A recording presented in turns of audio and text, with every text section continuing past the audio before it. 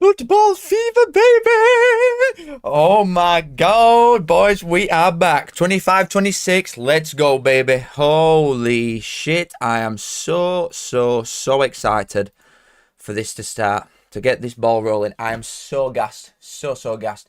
First, let me just run through the order of play tonight.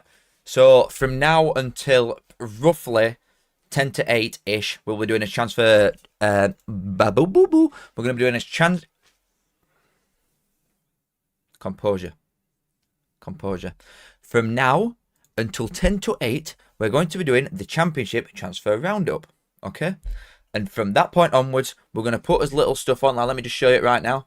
Like this jazz. And then we've got home and away and stats and that rotates around. Oh my god. Oh, boys. It's going to be crazy. I'm so excited. The levels that this graphic thing gives me, it's just a whole new world. No more forgetting to start timer and all this. Oh, it's the professionalism. It's just taken it's a new height now. The professionalism is like never seen before. But first, we've got 50 odd minutes of championship stuff to talk about, and I were going to go straight into this, right? I was going to go straight into this one, but in the last hour, Charlton have announced Harvey Nibbs from Reading.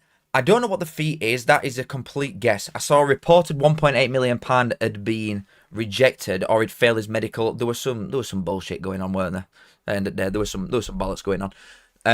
But if they've announced him now, I'm assuming that it's going to be in and around the £2 million mark.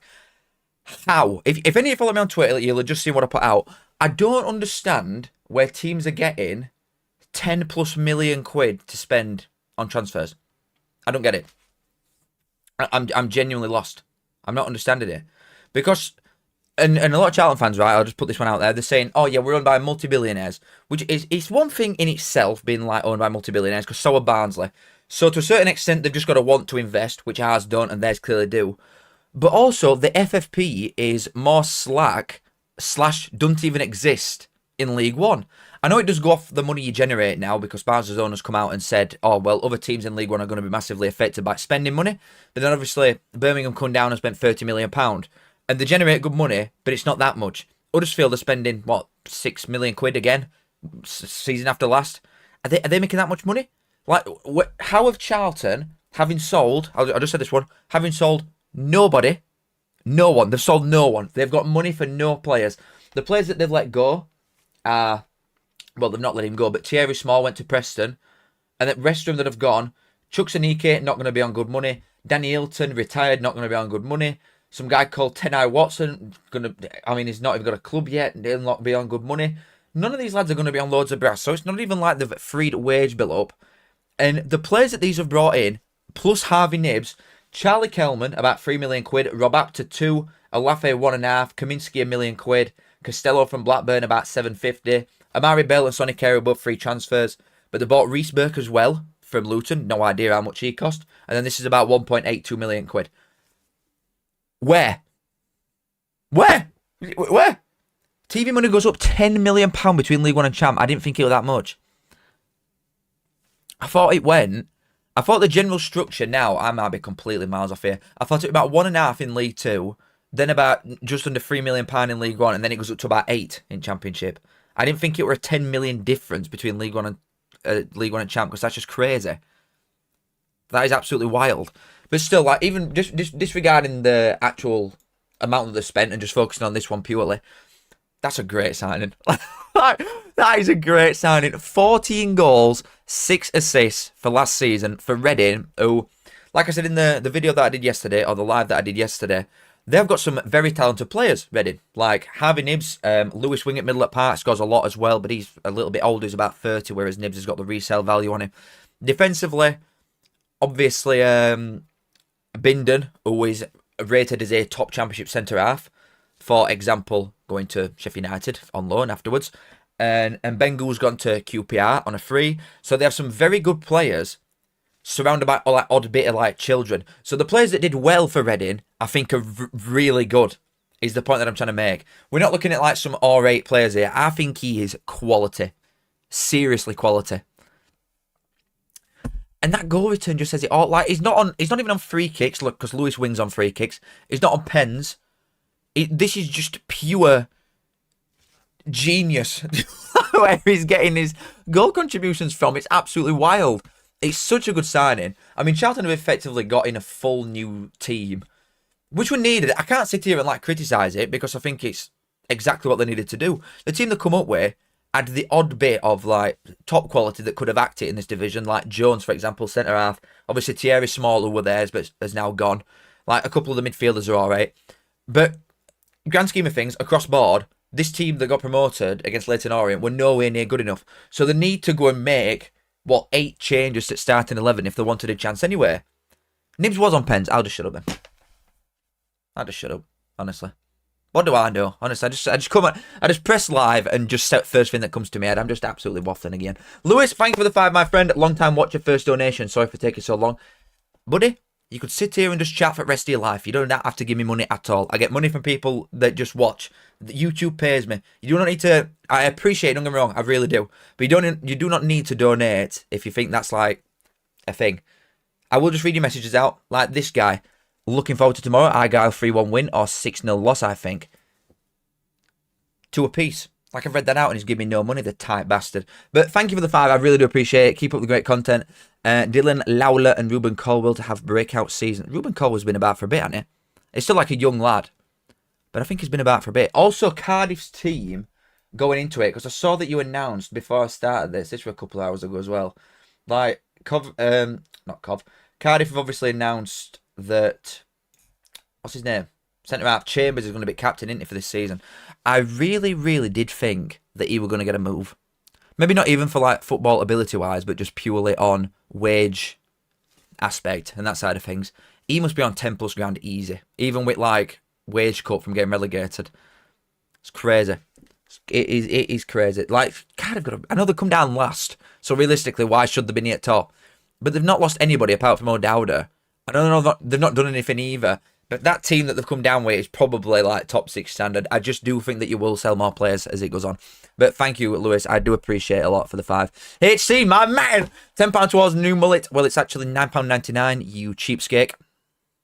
You've not given me any info for a bit, by the way. Mr. HC. Yeah, I'll drop you. Yeah, I will. I'll not say what about. But, in fact, to be honest, if I don't hear things from you, that's normally a good thing. But the things that we talk about, thank you, I really do appreciate it, mate. Love you. You're a great man. Thank you, I appreciate it a lot. Freddie, thank you for the 2. What are your thoughts on Connor Cody to Wrexham? Well, we're going to talk about it in a sec, mate. Freddie, but thank you for the 2. And Callum Jacobs, another one. Thank you for the 2 as well. Let's go, namesake. Football's back and you look 12 years old. Okay. Thank you for the 2, man. Oh, my God. Right. Now that Neeps...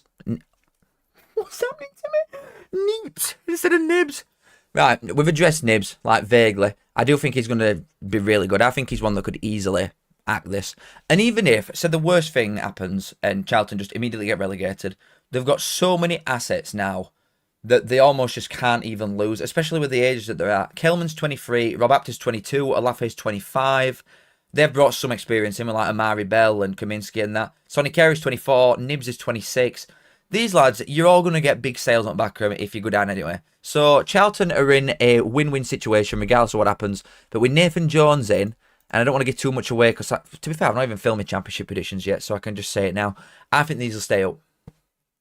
I really did. Even. I'm actually losing my head. I really, really do. I think that these will do it. But moving swiftly on, baby. Large Stella, I'm coming for you. Thank you for the 5, baby. I'm not, actually. Give me a couple bit. Oh, I'm not going to say that. 5 at Eyup Callus. We might have missed it earlier, but what do you reckon about Lewis O'Brien to Wrexham? Never really got it at Forest, but top player. Yeah, it would. The thing is, he were one of about 1 trillion players that come in at once when he at Forest. So the amount that they've shipped out, he's never going to play, is he? He went on loan to Swansea second half of last season, and I've got him on here in a minute. So I'll just like, you know what? We'll go and address it. But I really like it. Let's just say that before we get into it. You've not missed it. All I've talked about so far is Nibs. And I've just been like having a fit trying to pronounce anything, apparently. But thank you for the 5, large seller. I will get one of them on you. Damien Wales, thank you for the 5. Tomorrow's the start of the Huddersfield League 1 charge. We'll get you converted, UTT. You don't need to convert me. I like Huddersfield. Neebs. You do not need to convert me. I like Huddersfield. Just on the same level as like Luton. There's Barnsley, Millwall, quite a big gap, and then like Huddersfield, Luton, And I don't care about anyone else, respectfully. Well, I did a video on it ages ago, didn't I? Whatever I said in that is what I mean. I just can't think off the top of my head. But thank you, Damien, as well. Very nice here, boys. Love you all. Kiss. Very kind of you. Right. Connor Cody. I've seen a lot of Leicester fans saying, like, oh, he's crap. He's on podcasts more than he's at training, all this. Which honestly might be true. Like, I doubt that a lot of the players that Wrexham sign have to go in 5 days a week. Do you know what I mean? Footballers in general they're not rocking 9 to 5s either. They'll rock up at 9 and go home at like 1 o'clock. So I don't have a problem, with him going on podcasts and doing this, that, other. He's 32. He's probably looking at Ben Foster and thinking, oh, well, if I come to Wrexham as well, I can probably do something like that. Especially, he's been on Monday Night Football, hasn't he, before, I think. He's definitely been in and around the like punditry space and the other side of football. And when he's finished, it won't surprise me at all if that's what he ends up doing. And I do think this is probably like part of the reason that he's gone here. But at the same time, if Leicester don't want him, we're going to get a championship move regardless, obviously. But a top one. I do think Leicester could have done a lot worse than him this season anyway. Like, weren't he... I swear they bought him. I might be wrong here. I swear they bought him when they were in Championship from Wolves. Or they maybe got him on a free transfer. But I think he came from Wolves to Leicester when Leicester first got relegated in first place. So, basing it off what he did last time, you'll win league. I'm not overly sure with this from Leicester. Maybe they just don't like him in general. But 26 appearances in Premier League to come to then a newly promoted League One side and the experience side of things, this can only be a good signing, I think. Wrexham are really good defensively, and I filmed a video earlier that's coming out tomorrow about like a lot of the Wrexham dealings. But Everton, yeah, you're right. Actually, sorry. And defensively, it's easily the strongest attribute, easily. From like a structural point of view, like tactically, their defenders are very good. And it's not surprising me that despite Wrexham season after season make wholesale changes, don't they? They make so many different changes, especially to starting 11, to a point where last season starting 11 all just dropped at bench sort of thing. But Lewis Brunt, in from Leicester, he came on last season, didn't he? He will definitely start this year. That Max Cleworth is top draw. Top draw. I think they're lucky to a certain extent that the money came in at the time that it did. Because if these were still under old ownership, that Max Cleworth would have been gone like that. Because he is top draw. I think he's one, you know, like Mpanzu at Luton, someone that went from non-league all the way to Premier League. Eventually, with the money that Wrexham bring in, they will go up. At some point, they will definitely go up. 1,000,000%. And he could be guy, well, not Connor Cody, like Cleworth could be the guy that goes all the way through him, I think. But Connor Cody in middle of them two young lads that are very good defenders anyway, with the experience and natural leadership of someone like this anyway, and the way that he can talk, it's only going to be a good thing. And they're good. Mate, they're good defensively. They are really, really good. I'm telling you. Dylan, thank you for 2, mate. Finally got to stream. Norwich for top 6. Just outside, respectfully, for right now. Happy Neebs. Just outside for Norwich. I think a lot of it does depend on Sargent as well. And also, if Kone is to go to Swansea, then you've missed one of the best options that you could possibly get in there for a replacement for it. They're dodgy Norwich because they're always just like a click of your fingers away from being top 2, aren't they? They're never that far away from it. Even with like really poor seasons like last year, like the amount they conceded, the defence were horrendous, and they were still in and around like 10th, 11th fish. So they still weren't a million miles off, despite being that crap. Obviously with Liam Manning coming in as well, and the defensive changes like Harry Dowling on a free is really good. I think they'll be doing great. I think Norwich will do good, but unfortunately with the strength of some of the other sides, like honestly, to a certain extent, Wrexham, with some of the other lads that are coming in, I find it hard to see Norwich in there, respectfully. Kone is not wank, Alex. You're wank. But thank you, Dylan, for the 2. Ethan, thank you for the 5, mate. Pint to drown tomorrow's sorrows. Thoughts on Saints, I think we're flipped. Signed basically no one and everyone's leaving or about to. Well, I've got one of your boys on here towards like back end of this video. But I don't remember many incomings. You did a couple bits early doers, didn't you? Some like German lads. Yeah, it's here. You bought 2, well, you brought a 21-year-old forward and a 20-year-old centre-half. And obviously with Southampton's money and the financial side of things, these are going to be top quality despite their age. I still think you need some experience in there. Like Suleimanya's left. That Samuel Amo Amiwao has left. Paul Nochow, whatever his name is, has gone. Kyle Walker-Peters obviously left a long time ago, didn't he, really? Like that were known that they were going to leave. And then there's another one that we're going to talk about in a bit, which is Jan Bednarek. But it's a lot of players that have gone in a short amount of time and not really that many that have come in. So I do slightly worry for you. But it's also the unknown as well with like Will Still. Do you know what I mean? That's like quite a who knows sort of thing. And he's got all hype in the world. All the hype in the world. So who knows? He could come in. And I swear on my life, I'm not just saying this, would not surprise me to see Southampton win league at all, with how he's probably going to line up. Just with the way he speaks, and I can't even remember what like his style is, but you can sort of imagine it's along Russell Martin vibes, can't you? We're going to play out front back at all costs, and he'll have an half-decent season and end up at West Ham. It'll be somewhat along them lines, and it's just a never-ending cycle with managers like that. But who knows? Who knows with Southampton? I'm excited to watch you next week, because I will watch you versus Wrexham on 12:30. Be good, that. In fact, I'll be on it pub, won't it? Because we're at home next Saturday, so. Cool football. Shit football. But thank you for the 5, mate. I appreciate it. And FPL Caleb, thank you for the 5, baby. Score predictions for tonight. Cov going up unless they're saying down Pusba. Again, I don't want to give too much away, and I might change it, but there's a strong part of my body that thinks that is going to be a playoff fixture. Coventry-Leicester. I could see that being a semi. I could see that being a semi-final for the playoffs, Coventry and Leicester. Coventry are definitely getting in there, like 1,000,000%. I've got your top 4-ish, roughly, in and around that zone. But Leicester, it's the unknown with Leicester as well. I don't know if this points deduction thing's sorted. Again, not the most inspiring incomings ever, but I guess Leicester, with the like squad depth that they have cut from Premier League, you could just sort of play the same team that got relegated and do all right anyway. But tonight, for Luton Wimbledon, I've gone 2-0. That's what I said on my League One predictions, and I do think it'll be that. I'm excited, though. Oh, my God, 45 minutes at season kicks off, boys. Shite! But thank you, FPL Caleb, as well. Very much appreciated, brother man. You're going to watch the Birmingham documentary? No. I'm going on strike from Birmingham because they wanted me footage and weren't willing to pay it. So, tight bastards. Worth billions. Yeah, can we have all your footage for free? I was about to swivel on that one. I think they are. Anyway, moving on from Connor Cody. There's some other players that are heavily linked with Wrexham. We will just get the Wrexham side of things out of the way nice and early. This, guys, I hashtag broke the news. This is my exclusive. You know all these like journals that work for Sky and that coming in with, guys, breaking news. I'm the first one to say it, Nathan Broadhead. No, you weren't. Because if you were here last week, come on, guys. Been there, done that. This is quite literally old news to the Any John members. Old news. I'm not even going to talk about it. That's how little it means to me now. We addressed it last week when I was the first to hashtag break the news. Yeah, at least Wrexham paid me. That's why I like them now. I like them. They've bought me. Fair enough. But Broadhead, it's a £7 million bid, isn't it? And I saw Ipswich fans saying that they've overpaid and that they don't know why it's not been accepted and is not already there.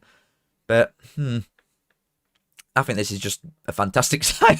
Like last time we were in this division, I can't remember the goals and assists that he put up now. He definitely got double figures for goals and X amount of assists. Obviously, he got bought halfway through Ipswich's League One promotion season anyway. And I think he got 9 goals, like 5 assists in 19 games, something like that. We're getting a goal contribution nearly every game, more or less. So, you know what you're going to get in Championship and League One with him. And it's the different profiles that they've got. Because the next one as well, like Kiefer Moore, I think this is a fantastic deal for absolutely everybody, by the way, which is rare, but for everyone, this is like almost too good to be true for all 3 teams. Like Wrexham gets someone with the amount of experience that Kiefer Moore's got, and that generally across like loads of different teams, Barnsley, Wigan, Ipswich, Sheffield United, all these sides in Championship is scored goals. So you're gonna get that. It's a different profile of striker to what they've got. It's just like it's a better Ollie Palmer. Because Ollie Palmer's a donkey, isn't he, really? And he did alright in like League One, well, he did alright in League 2 and non-league. But when you're coming up against like real footballers here and not bricklayers, it's a different level. And Kiefer Moore uses his body well, like Palmer does, but he's actually got 2 feet as well and not just stumps for legs. You know what I mean? So Kiefer Moore is a fantastic signing for Wrexham. It's a great sale for Sheffield United as well, because I think they've made profit on him. And he's on like 30 plus grand a week. So to get rid of that, yes, they're losing the profile of a big target man, and it's someone that they probably need to bring in. But Sheffield United are nowhere near finished article anyway. So, decent sale, goodbye. And Kiefer Moore was on 30 grand. He's on like 30 grand a week, right? For a start, he's not going to leave unless he's getting more than that. And also, with the other length of deals that other players around this age are getting. For example, I think is Windass not 32? Is he 31? Windass got a 3-year deal on stupid money. Like stupid money. So Moore's not going to have left unless he's probably going to get a 3-year deal on pushing 40 grand. Do you know what I mean? It's crazy. Oh yeah, he's got a decent first touch. Back to Watson. Good assist that. Oh my God, that was his last touch in a professional game for Sheffield United. An assist for Sunderland to make sure they don't go up. Absolutely incredible. What's the next one? Have I got another one in here? Oh, and another one, just quickly before I address something else. Because I've had a couple of donations. I just want to say this quickly. I want to get my Sheffield United, not my Sheffield United, my Wrexham thing out of the way, and then I'll come and address the people who have been kind enough to send me money. But Jan Valery has today handed his notice in at Sheffield Wednesday because obviously they've not been paid again. There's obviously going to be other Championship sides going after him, and I think with right back maybe being the weakest position on pitch for Wrexham now, and the money that they can offer, and the post-career stuff they can offer. I know he's only 26 and he'd last 2 minutes, and then by the time they get to Premier League, he's gone. But it's a quick payday. It's going to a much better side that will actually pay you on time. Would not surprise me in the slightest to see Jan Valery end up at Wrexham, personally. But once he's handed his notice in and once he's gone for free, it's anybody's pick, and half at Championship will go for him again, just to be on bench at least, you know what I mean? But I think for guaranteed game time, or to a side that's clearly on up, that's going to offer him loads of brass, I think Wrexham's quite a good shout there, in fairness. And the lineup would probably go something like this. Now, like I said, defensively, these are mint. And I'm not even just saying it, and I know they've come up from League One, but Birmingham have come up from League One, and they're going to be at top 6 easily. These defensively are nuts. They're so good. And I'm not just saying it, but against Barnsley, home and away, because I remember going to that shithole on a Tuesday night and thinking, we are playing like the most disgusting Tony Pulis football ever. Because they were awful going forward. Disgracefully bad going forward. I think they had one shot on target all game, and it went in 93rd minute from Ollie Rathbone even. But defensively, they were quality. Like, absolute quality. You think Okonkwo won't start? I don't think. I disagree. I think because he's a young lad as well, a lot of these players are knocking on. Like, the majority almost of these players are knocking on and are here for one thing and to just yeah, we'll recycle you really quickly and then bring newer, shinier version in here. But Okonkwo, Cleworth and Brunt are 3 young lads that are all developing really well. You can only imagine what the facilities and the coaching and that's like at Wrexham now with all the money that they've got. I think that side is serious. And that's without, especially at Middle Park, that's without Rathbone or George Thomason, who they've literally just brought in, or Matty James. Up front, Sam Smith. Who else in on there? Ryan Hardy's coming this window. And he won't play. the calibre of players that these lads have got is absolutely crazy. It really is. It's nutty. It is nutty. Quickly, just address these. Luke, thank you for £2, mate. I do appreciate it. Wall going up as long as we keep Ivanovic believe. Well, I think you'll know where I'm going to put Millwall in my predictions, mate. I think you'll know, but thank you for the 2. I am one of you, unless you get Barry Bannon. And then I'm anti-Millwall. I'm going to West Ham. Dr. Mew, thank you for the 5, my friend. I recognise you, though. Not been in one of these for a while. Can't wait to watch Town beat Barnsley at Oakwell whilst being treated to your hospitality. OTT. Thing is, we're playing you a little bit too early for my liking, you know. That's what it is. I do think at home, I know you beat us home and away last season, but I do think at home, typically, we're quite good against Yorkshire sides. Away from home, we were crap at you, don't get me wrong, and I think you'll probably beat us away. But at home, I'd fancy us a little bit. I just think it's a little bit too early for us to have got into swing of things, so you might do us, but respectfully, we're going to win 5-0. But thank you for the 5. Luke Sanderson, buddy, 5 months good, let's go. Kiss, enjoy the badge, baby. Love you very much. And Kelly, thank you for the 5. Again, you sent me a lot yesterday. I do appreciate it. Did you say Birmingham wouldn't pay you for your footage? What the hell, bro? I think Ollie Palmer is going on loan to AFC Wimbledon. He's from there, isn't he? That would make sense. I was going to say, when you just said that, then I was like, that's quite a drop, isn't it? For Ollie Palmer. Especially because he was still getting a fair amount of minutes last season. He was getting quite a lot of game time, weren't he? So I'd have thought he'd have still got a League One move. But, yeah, I guess if he's a Wimbledon... Well, he was definitely from there, weren't he? He went from Wrexham to there. So it doesn't surprise me that much. And he's going to get game time as well. Wait, what am I on about? The Wimbledon got promoted? Oh, lads, my head. I'm just getting a bit excited. Sorry, Kelly. You just wasted fiver. Sorry, I've just gone absolutely AWOL. I think my brain's just fried. I've done a lot of work today, guys. You won't get it. You won't get it. You won't get the hours that I'm putting in. You just don't understand. This is such an hard life. I'm kidding. But thank you for the 5. That makes more sense, thinking that he's going to go to League One. God, sorry. I'm gonna try and like lock in a little bit. But thank you, Kelly, for 5. Luke, thank you for the 10. Good luck to Barnsley for the new season. Buzzy to have the EFL back. Wow, what a nice message. Buddy, thank you. You are the man. You are the man. I'm so gassed. I think that's what it is. It's because my head's like, I'm just gone. My head's going to fall off. My head is generally going to fall off. Let me compose myself a little bit. We'll have a sip. I think our lass has put something in that chicken. I'm like tweaking a little bit. And I'm also, I keep watching clocks. I don't want to miss anything related to actual game. But thank you. I appreciate it a lot, mate, Luke. Thank you. I can't see who that is, by the way. I've looked so many times. But from my view, it's like I'm trying to look through Iron Needle to see what that picture is, because I literally can't see what it is. Oh, you support. But thank you, Luke, for 10. I appreciate it loads, mate. Luke, thank you at 5. Hi, Callum, I'm a Derby fan. What do you make of our window? Personally, I like it, as our issue was scoring. I mean, I can't comment on that Aggie man that you've brought in, the American fella. I can't comment on him. But Carlton Morris, I can't even remember what formation Derby were playing. But regardless, you've got a lot of big lads, which I do like, because she'll be quality on set pieces, which is a thing that is almost dying to a certain extent in Championship. Teams don't really have like the profile of player to just lump it into box when you need to. And Derby have definitely got that with someone like Morris. Even if you don't start, someone like Morris to come off bench, or Ajiman, or any other lads that you've got in and around it. I saw you brought that Ozo back as well from Palace that you had last season. Middlesbrough, right, sorry, Luke. I quite like Derby's chances at being further up table, should I say. I don't think it'll be top 6 or really that close, but that's just because of other teams and standards that they've sort of set. But Derby, you are only just back up. Do you know what I mean? You've stayed up, yeah, but you are only just sort of there. So even though you're a big club for Championship, you've still got to get your feet under the table again, haven't you? So if you can just slowly climb table again, which I think you will, and with Eustace in charge, why not? Good window. Good window. But thank you, Luke. I appreciate it, mate. Jamie, thank you for the 5. Can't wait to watch Stuber, Mehmeti and Jason Knight in City. Fingers crossed for playoffs again, but much stronger league. It is. It is. I think last season was genuinely poor. And not to use you as an example here, because people said the same when we got in there. But the fact that Bristol City got in, I think shows. At the same when we got in, the playoffs, the season that we, or the season it went up. Bournemouth went up, I think. I'm sure Bournemouth went up. Or Brentford. I think, no, Brentford actually.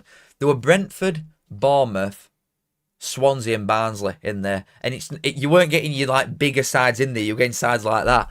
And I think this season we'll go back to almost getting the bigger lads in there. Because they've all spent money mainly. Like your West Broms, sides like that hadn't spent serious money for a while and now spending money. So that scares me a little bit for like the other team's chances, like Bristol City. But yeah, I hope you get in, because I'm like Struber fan. I'm Struber's #1 fan. I love him.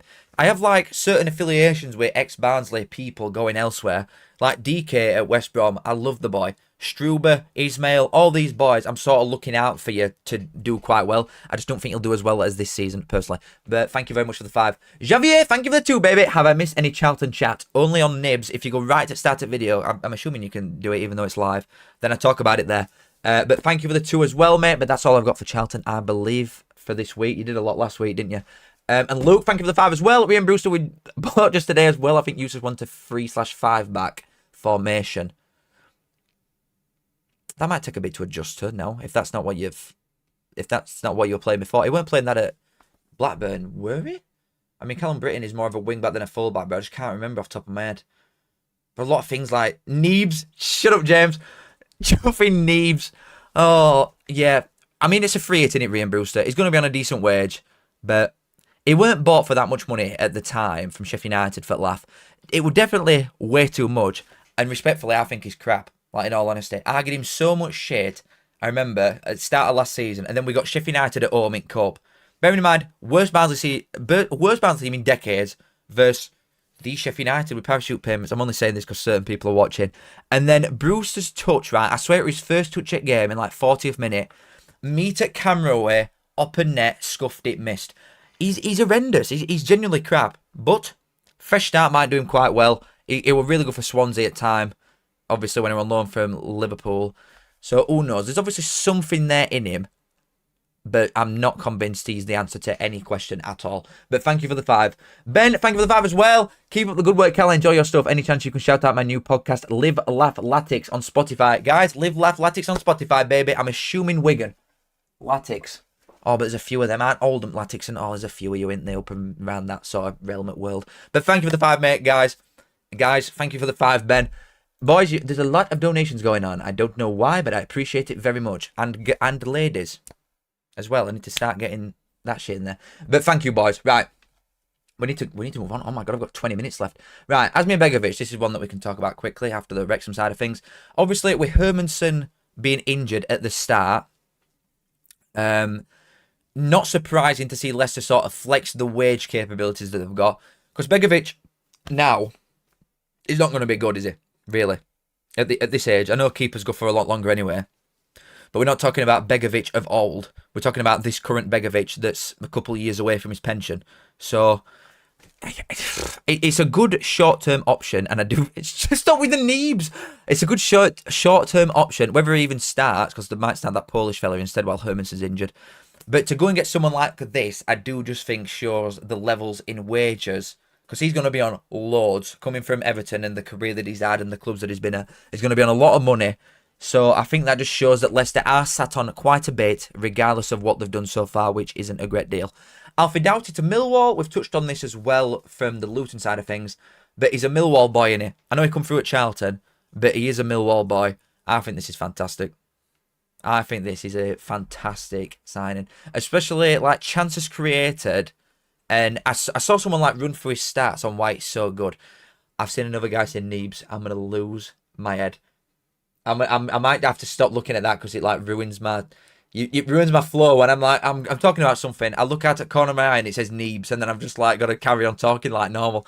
But yeah, looking at his in-depth stats, his like crossing accuracy and the amount of crosses that he puts in and stuff like that, it's just absolute farm time for Ivanovic stood up front. He's gonna score millions of goals. He's gonna score so many goals, man. Oh my god. Ivanovic stocks, I am in there. I am absolutely in there. If any of you fellas were unfortunately sent down the slammer by Football Index like me, oh my god, would I be investing in Ivanovic right now at Millwall? Because that is a great signing, Alfie Doughty. And also, this is not the same Millwall of past. £5 million for a left back. This ain't the Millwall we all know and love. This just ain't it. This is crazy money for a left back and crazy money for Millwall in general. But YOLO MC, thank you for the... Oh my god, members badge. Holy shit. My membership cost is the equivalent of our Wednesday budget. So you're welcome up the Freestand Owls. Yeah, you're in trouble, aren't you? We've got a couple more Wednesday-related items coming up on the agenda. But thank you for the 1 month, my friend. Thank you for the 1 month. Very much appreciated. You now get a John Stones badge. Aren't you lucky, baby? Right, moving on. Lewis Binks from Coventry to Brøndby is one that happened a couple days ago now. I can't remember exactly when. But I think it almost just shows the levels that they're at. That Lewis Binks is generally quite a good centre-half. I think he's been unlucky to a certain extent, and he looks a bit nervy sometimes, I think. But he is generally a championship standard centre-half that Coventry are just like, you know what? Not anymore, you. Shoo. Off you go. And that's quite a good fee for him. I do think he is young, and development is obviously going to be a thing that Bromby's going to give him.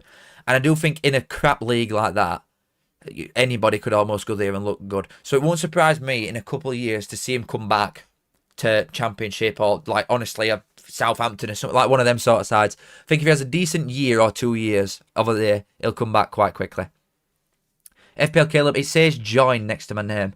But if you join, like my good friend MC just did, then all you get is a badge. It's just a little John Stones that goes next to your name. You get nothing else. There's no hidden content, nothing. You just get a little John Stones. But yeah, it shows the standards that Coventry are trying to set, really. That someone that's still not like the... It were getting a lot of minutes in fairness, but towards back end, like, Lampard sort of knew his defenders, didn't he? Kitchen and Thomas were playing every game. And I do think that is the best partnership anyway. But it was quite a good option. I'm assuming that just with the age that he is, he wants to go and play somewhere else. Jan Bednarek, where's the Southampton fella that were in here earlier? But Jan Bednarek has gone from Southampton to Porto. £6.5 million for a 29-year-old. Really ain't that bad. True, Teeny Toast, actually real. Best £5 ever spent. Arthur, you are lost. Arthur Bushby has just said that Wrexham going down. Ain't no way. Absolutely no chance, mate. But Jan Bednarek in this league would have just torn it up. Like I said, I think it's a good sale financial-wise for a 29-year-old to get that much money. But it had just looked... It had just been so easy for him, I think, in this league. Someone like this with the experience that he's got.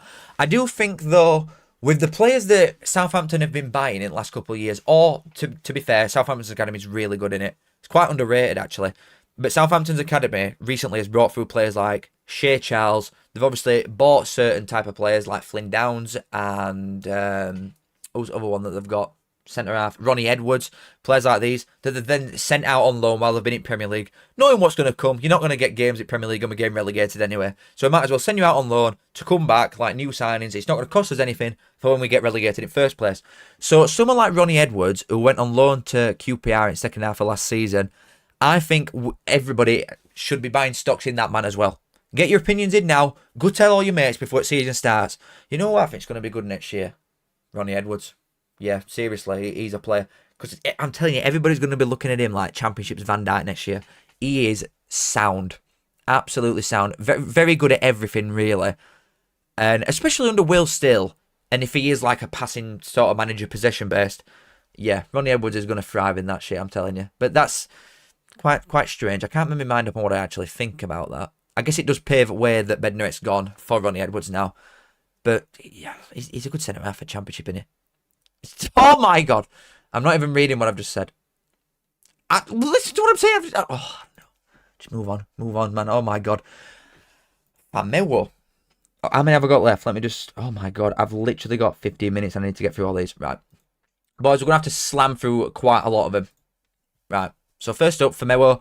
Not surprising at all that he's left. I mean, if I were a Wednesday boy...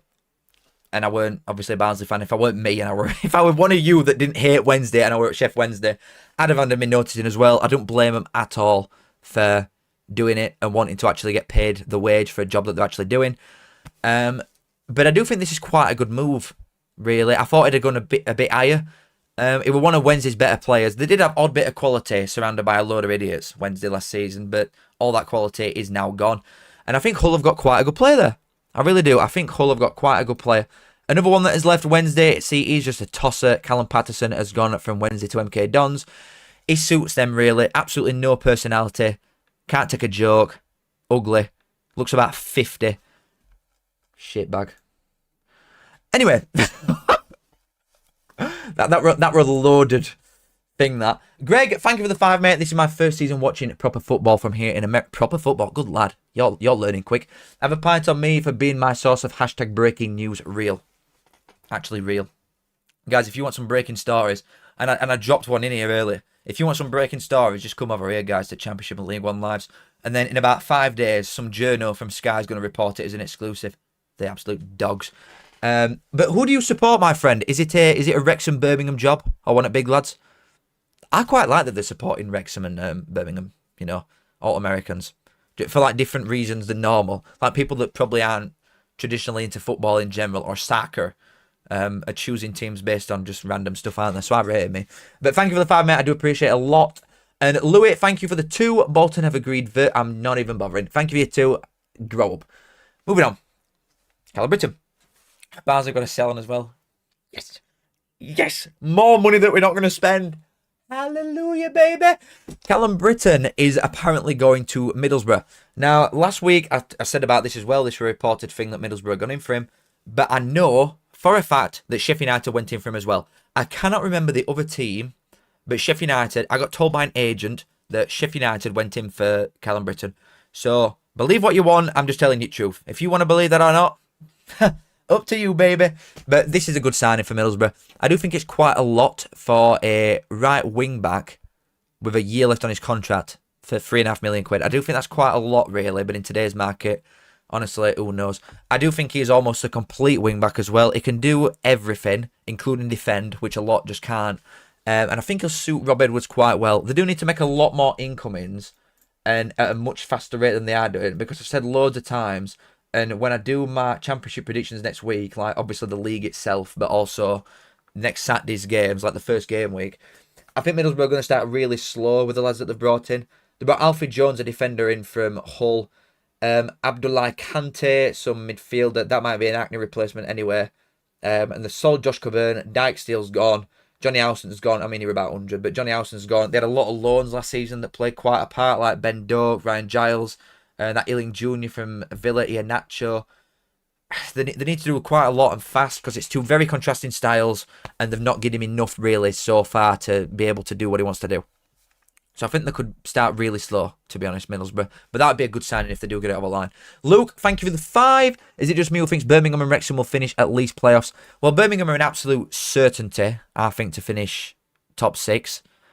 At least playoffs, I would say. And Wrexham, honestly, a couple more. Truly, who knows? Because they are not far off with quality that they're bringing in. But thank you for the 5 as well. Again, Luke, I really do appreciate it, mate. And YOLO, again, thank you for the 5. Callum Patterson slander is a disgrace. What the hell? Then again, he's gone to MK Dons, which is also disgraceful. Callum Patterson is an absolute ballsack, respectfully. I will take your £5 and shake your hand. Thank you very much. I've got a red John. But Callum Patterson is an absolute baby, respectfully. But thank you, YOLO MC and Luke, again. Thank you, boys. Very much appreciated. You guys are so kind. Wow. Isn't the internet like a great place when you just stay away from Twitter? Tyler Diblin. I was going to say 27 million pound bid turned down from Everton, apparently. I really like, just to quickly talk about Everton, I really like the type of players that they're going for. They've gone quite young, haven't they, with the buys that they're trying to make, or the players that they're interested in. It's very not Everton, which is strange, and I think it'll take some adjusting to. But new ground, new-ish manager that's also an old manager. I like the direction that Everton are going in. I think they'll have a decent year. But for a side here in Southampton that said that Tyler Diblin were worth 100 million quid, stop. It were never going to leave for 27 million quid, were. Southampton and Premier League sides that get relegated in general can just effectively bank on, well, we'll just go up again. Do you know what I mean? And then he's going to be double in value again. You might try and, he might end up going for 40, say. But if you're in Premier League, well, he's not going. How's that? Do you know what I mean? There's no pressure, I don't think, to sell unless you're getting your second season when you're in here. Because only thing that's going to happen, we're a 19-year-old and Tyler Diblin that's that good, and he got 6 goal contributions, which ain't best thing ever. But for a teenager in one of the worst Premier League sides ever, I think that is quite a good return. And if he plays it Championship, he's going to get 20 plus goal contributions easily, and then be worth shitloads more, regardless if they get promoted or not. So, good on Southampton for holding their own, but we're way off the £100 million that they said they wanted in first place. Now, complete contrasting thing here, because Cody Drama is apparently wanted by Crystal Palace, I saw earlier. I think that's his agent doing rounds, and that's all I've got to say. Moving on. No way is he going to Premier League, ever. Like, he's a decent fullback, but he's Hull's only right back. And why would Crystal Palace want him? Like, come on, man. Jesus Christ. Some of these agents are just shit at the job, aren't they? Like, you've got to make it believable at least. Come on. Goodness me. Benda Beaver. Oh, God. Oh, man. Fiver, thank you very much. Tristan Karma is so underrated at Millwall. He made it look easy replacing Tanganga when he wasn't available. But I hope Tango stays. Kramer at right back too. Yeah, I'm going to say I thought, originally when he come in and the odd bits that I was seeing on highlights, I thought he were a right back. But then my mate's a Millwall fan in case you didn't know. And he was telling me they were good in centre-half as well. Like, really good. Natural replacement for Tanganga. But if you keep him, and you can play this Kramer as well, I'm telling you, Millwall are onto something. Millwall are really, really onto something. Whoo, God. God, I'm so excited for Millwall. I wish we were good. Jesus Christ. But thank you for the 5, mate. I do appreciate it a lot. Richard Coney. How many have I got left? 3. Okay, we're going to end here quite well because I've got 3 left and then we'll go into Luton vibe. So Richard Coney, Swansea have gone back in again. I don't know what the price is. I think they put £5 million on yesterday. It got rejected. And then they've gone in again, like more or less an hour ago before this. I said this yesterday and I talked about it for quite a bit, so I won't do it for ages here. But whoever gets this fella, you're onto a winner. You're onto a winner. He scored absolutely boatloads of goals last season. He's the complete 9. I think he's genuinely brilliant. I really do. And he's gone 22 now. I don't know why it's not updated for Coney. but he's just gone 22. He's the perfect signing for anybody. Anybody that does get him for around 5.5, 6 million quid, you will make profit on him as well, because he will come in and hit ground running instantly and just score you loads of goals. So I don't see a reason why not every single team that's got £6 million isn't going in for him. I think it'll end up being a bit of a wage war rather than a transfer war in terms of like the battle that these teams are going to have in getting him. And wages will win, which is why, despite Swansea being favourites right now, I think if Leicester truly want him, Leicester will get him. But the potential there for this fella is absolutely outrageous. He is so good, and I do not say this often. I said it with Jacob Greaves and I meant it. I said it with Aidan Ackney. I said it with Ronnie Edwards. I said it with Charlie Hughes, who went to Hull from Wigan. I'm going to say about this guy, right to the very top. Premier League, definitely. Moving on, UTA, thank you for the 2 again, my friend. In Brazil, but still couldn't help but watch along. What time is it there, bro? Brazil time. It's 4:15. I thought it were going to be like 4 in the morning and you were like committed to bit here. You little gimp. Or you're saying that you could just be doing anything in Brazil right now and you start watching Championship Transfer Roundup. Is that what it is? Then thank you for 2, mate. I appreciate it. Moving on, we've got 2 left. Aidan Ackney. Now, this just feels inevitable that this will be a thing that happens with Ipswich, really. Apparently, this would be the record for a buy from a Championship side, apparently. I don't know if that's true. It feels like it's not true. You know, like money that Leeds and that have spent when they've come down before. Surely that can't be true. But regardless. Has it? Jerry Yates has gone to Luton. That's a good buy. That's a really good buy. This would be an outstanding signing for Ipswich. I think they've gone about the transfer window really well so far. The Amari Hutchinson thing's died down quite a bit as well. And then I saw that Man United have been monitoring whether or not to come in and do anything about it, which is just... I don't know with them anymore. If it were 18, yeah. But why Man United are looking at 23-year-old Aidan Ackney, I'm not entirely sure. It's giving like Sander Berge. You know when they were looking at him when he were at... We're at Sheffield United or we're at Burnley? Before he went to Fulham anyway. And like Man United were like, oh yeah, we should sort of go for him. But I'm not seeing it, really. Like the amount of money that Man United have got, come on. Aidan Ackney's a good player. And I think probably top-end Championship is his standard. Man United, if that's what they aspire to be, top-end at Championship, I truly don't know. But I'm surprised that they're monitoring this situation, apparently. And finally, oh no, that's it. I've moved around to our names, I just put that on first. Oh shit, nice. Okay, right, everybody, give me a sec, guys. Give me a sec. I think that's the Championship transfer thing done. Now, if I put this on, let me just, this better work. Hold on, guys. Let me just delete, just a little peek behind curtain here. If I delete all this. Oh shit. Football is back, baby. Oh my goodness me. Oh my giddy aunt. Right, let me get me set up and everything done. You can't hear that, can you? Because if you can, I'm going to prison. No, you can't hear that. That's fine. I need to move that over there and that there. One sec, lads. We're just like getting used to this jazz. Right. Man, how cool is this? Shit. Oh my god, guys. Right. Stop with the neebs. Stop saying neebs. Oh my god. Absolute neebs chat. Right.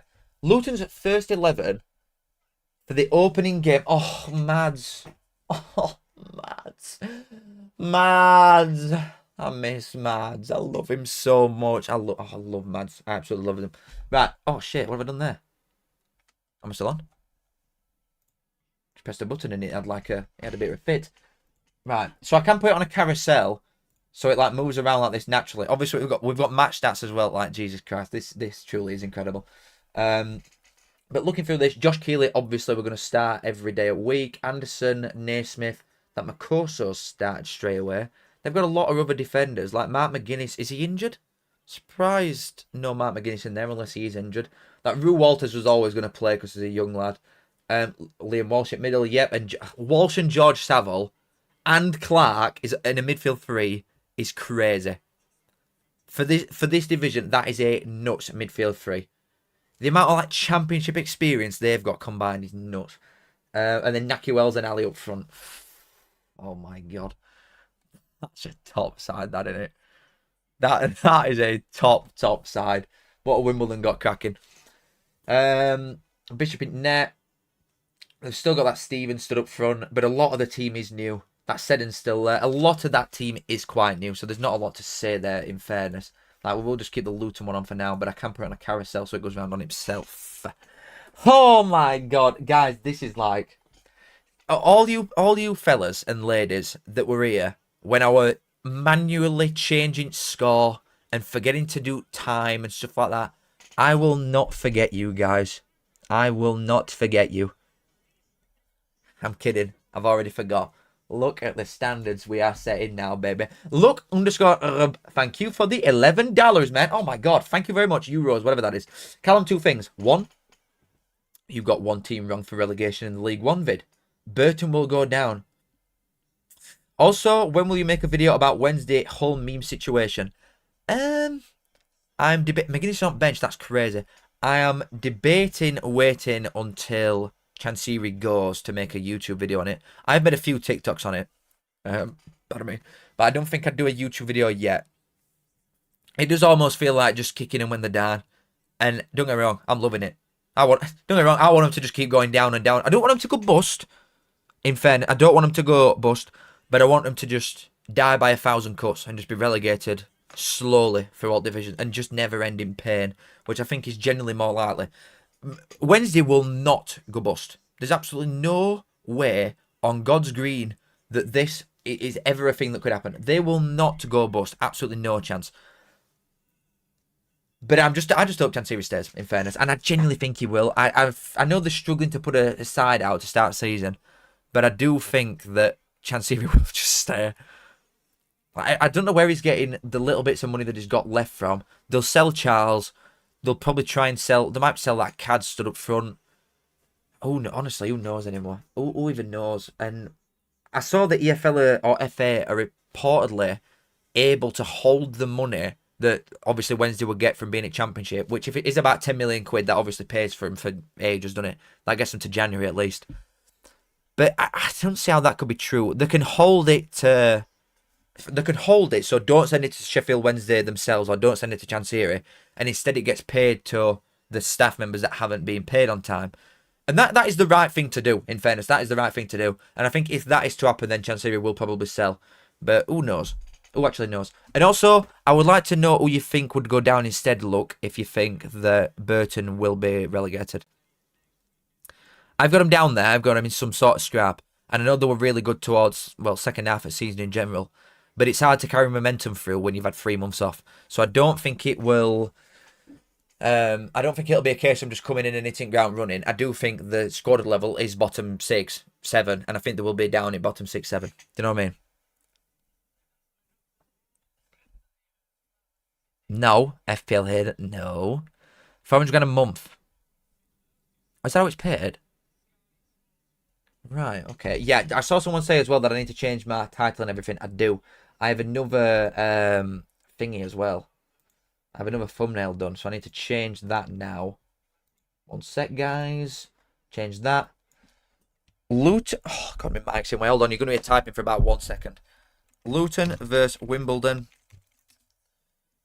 Season opener. Watch along. Exclamation point. Save. 1 sec, guys. I'm hoping it's done. I can move my mic back now. I need to get like a new mic, don't I? And also, I'm going to get soon probably a lens for my camera so that it just like goes up in quality.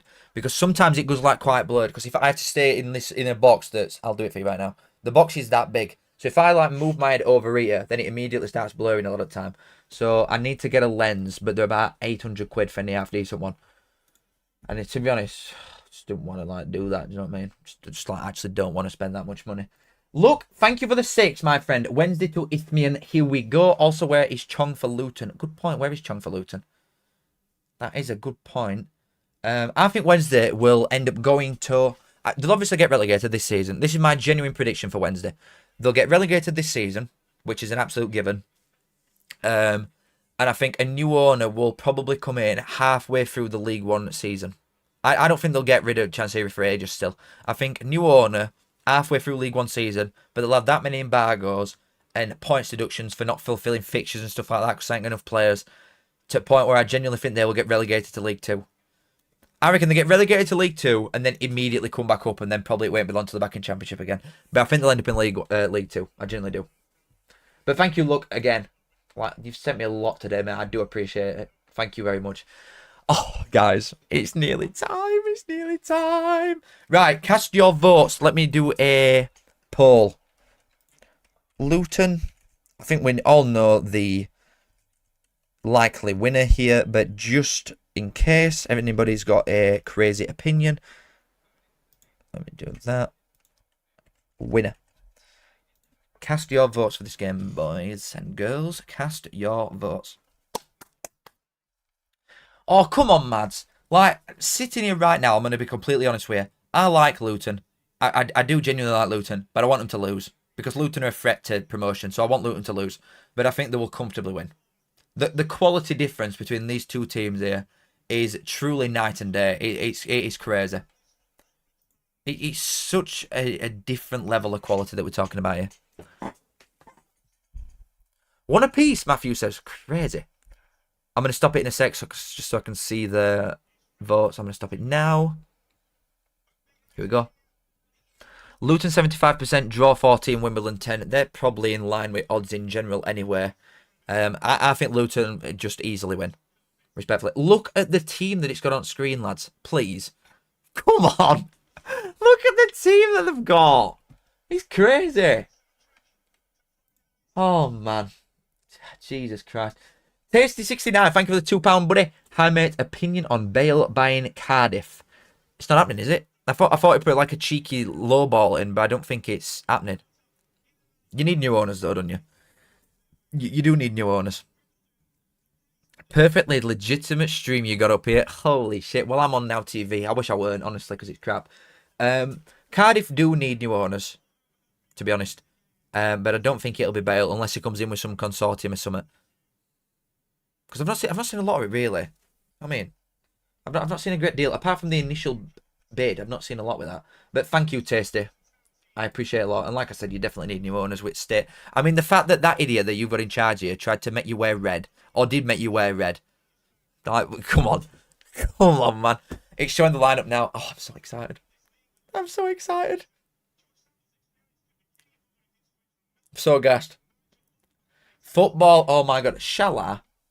Let me just have a look. Would it be better if I change... Look, I can change the lights. Like, watch this. Like, watch this shit. Hold on. So these are GoV lights. Hashtag not sponsored. I wish I were. I should be, really. But these are GoV lights. So Luton, because Luton are at home and they're on that side, I will make it orange. Jesus Christ, I'm the best. And then for the away side, we will go over here and make it blue. Now, does that actually look better or worse? I can't decide. I think that looks better, in fairness. I genuinely do. I think the blue fits quite well. Oh, man, look at the setup we've got going on. Absolute bronze bridge. Whoever that guy was that said that, by the way, all that time ago. Legend. Bronze bridge. Just a B-Tech gold bridge over here. Oh, God, football. I'm so excited. I can't stress. I know we've got one of the hardest fixtures at season tomorrow as well. But, oh, my God, I am so excited to just see us away at Plymouth. Oh, God. What the hell? I've just had a very nasty donation come through. Thanks, Mark, for 2.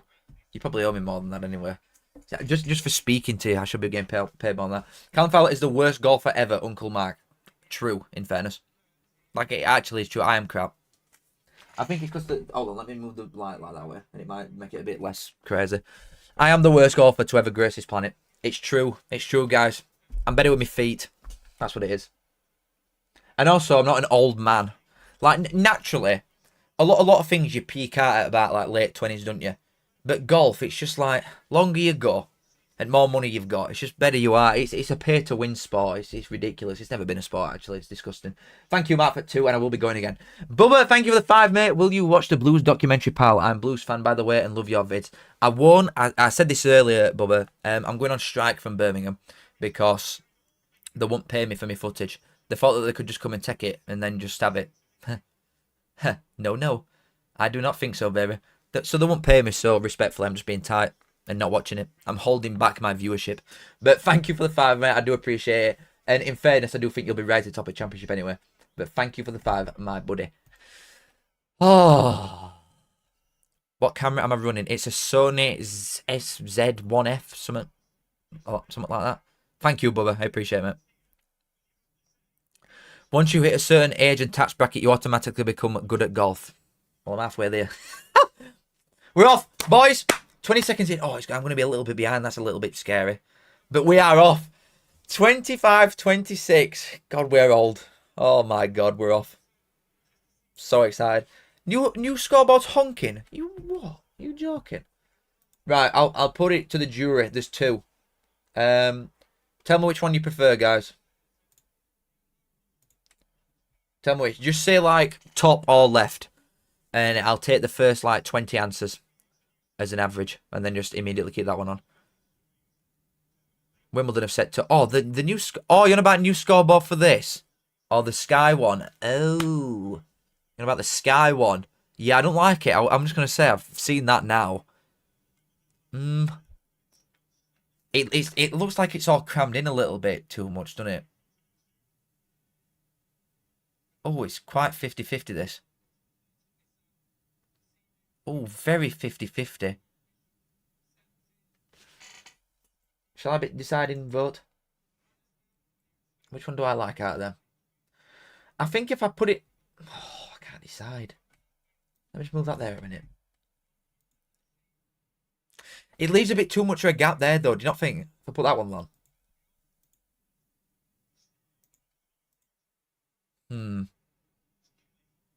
I think there's been marginally more lefts, so I'll keep it on the left one.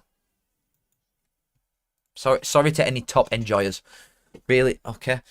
Wow, that's a sentence. We're going to stay on left. We're going to stay on the left. Wimbledon have started exactly how I'd expect him to. Just a lot of lumps over the top. Oh, God. This is the first game that I've watched in absolutely ages of men's football. The first one that I've watched in so long. And how good is it that it just rotates around on a carousel and all with teams. And also the teams update with like their... I don't know what app they're using, but the match ratings as it goes on and yellow cards and stuff. You'll see. As it goes on, you'll see. But it's serious bit of kit, this. It genuinely is. It's really nice. Well worth the money, must be said. Bananaton64 says top. Thank you for the 20 knocks, mate. But unfortunately, your 20 knocks have been wasted because we are going to go it left. There's no pay to win with a scoreboard, Banana Man. Unfortunately. But thank you for the 20 knocks, mate. And Fleetwood, thank you. Oh, Fleetwood, thanks Zach for it too. Why do you hate me so much? Shame there can't be a 123rd minute winner in this game. You know when you get relegated, I'm going to spam you on Twitter all day, every day. But thank you for the 2 as well, mate. Again, just daily abuse at the sake of £2. Yeah, I want to say, what's Felipe on about? Luton looks shocking. They've not even had a foot up ball yet. Ball hasn't been on ground for more than 10 seconds. What are you watching the match on? Well, I am watching it on Now TV. But someone before has said something about a site called Fawa News. I don't know what that is, though, obviously, because I pay for all my services. But Fawa News, I believe. I do genuinely pay for Now TV. I shouldn't really, because it's crap. It's out of date. It's like it's slower, even it's behind. You know what it is? Once I've moved out, oh, that's when you'll see true levels to this game. Once we moved out and I've got like my own office, then I've got a bed in it. And I can change out stuff and I can drill stuff in walls and it's just like my house, so I can do what I want. Oh, that's gonna be a time. Luton, oh, that were decent. Luton? They're putting a lot of pressure on early doors. But yeah, once I've got like my own room that I've got a bed in and more space and more background to do what I want with, that's when you will see true levels to this game. True levels to the setup and background and just general aura and vibe of this place. But then, that's what I was saying. So my plan is, once I've got my own room, I want to have like an angle that's more central probably for, you know, like the championship lives and general videos and stuff like that. But, sorry, pardon me, I've just got a bit of something stuck because I'm obviously drinking. What am I saying, man? I need to stop speaking. So I just sit here. Like, I just can't put my thoughts together. I've got too many things running around my head, and then I get them all muddled up and can't say what I'm on about. But for watch-alongs, that's what I'm going to say. I'm going to have a different camera at a different angle, and I want it to be quite chilled out. So I'm going to get like a sofa and effectively just have it like that instead. So there'll be multiple different camera angles for different stuff depending on what we're doing. But I look forward to that. I really do. YOLO, thank you for the 2 again, mate. Told Isaac is going for... Oh my God, honestly. Wade, thank you for the 5. Love the streams, mate. Luton. Love the streams, mate. Luton win tonight. Hold on, there's stuff happening, mate. I can't, like... Hold on. Let me just watch George Saville do something here. It don't look right in orange, him. Right. Thank you for the 5, Wade. Love the streams, mate. Luton win tonight. Can't wait for tomorrow to watch Donny win and Baz. Oh, man. Jesus Christ. Come on. Go up. Go up. In fact, I've got you to win, Anna. First game. You will be above us on first game week, probably. Unless we go and pull a fast one on Plymouth. But thank you for the 5, mate. I appreciate it. And I look forward to going to your place again. I look forward to going to your place. Les, I actually have. Les. I might just... called you Les. The things I've called you, mate, when I've seen your name pop up. Jesus Christ. That touch were crazy. What have I just seen? They're just under so much pressure. Okay. They're just under so much pressure already here, Wimbledon.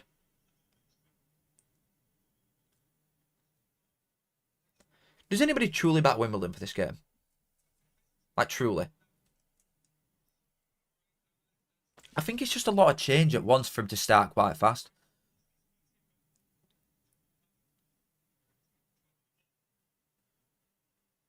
To be fair, Luton have made a lot of changes, though. I'm saying that. Luton are the exact same thing, aren't they? How many of them lads on screen now are new?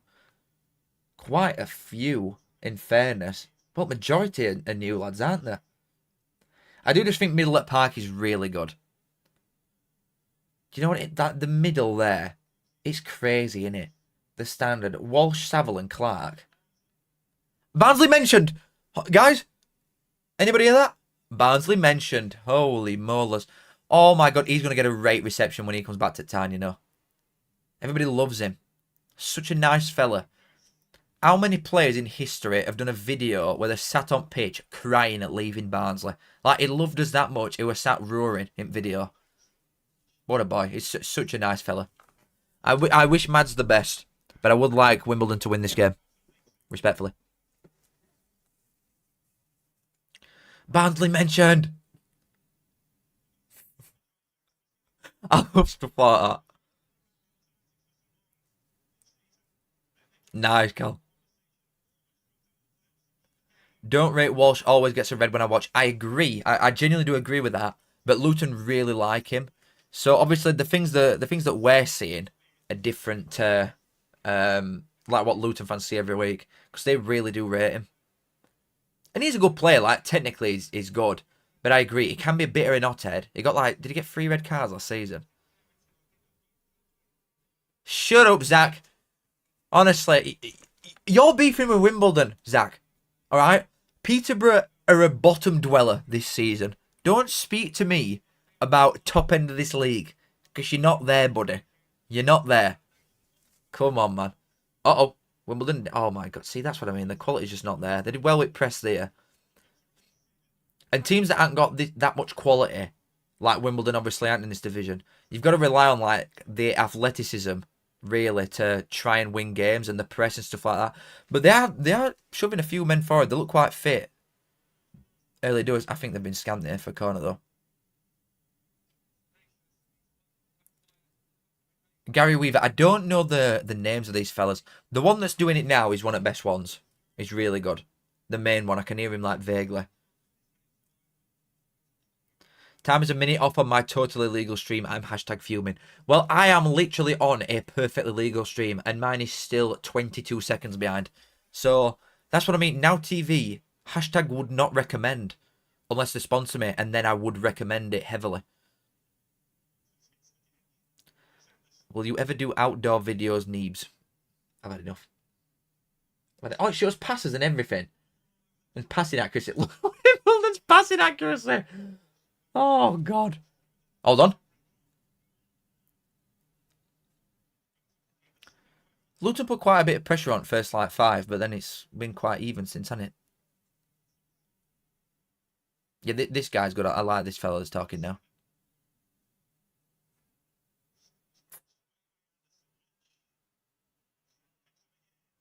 Go on, Wimbledon. Good touch, lad. Oh!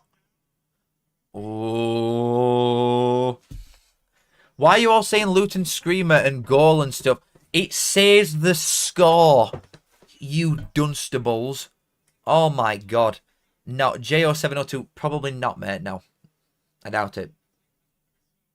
Has Kelly got like a bit of... Oh no, I thought he were injured then. He's alright. Wimbledon, they're quite nasty, aren't they? Which they need to... Like that from Walsh, he's quite heavy, isn't he? With how he goes in. That's good from Saville, though, quality. He is good. He is really good. 10 minutes in, yet to have a shot.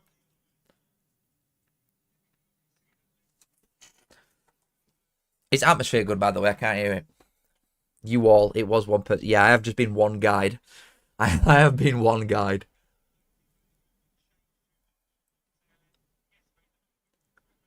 Very physical. So, to be fair, Luton are quite a physical team, really.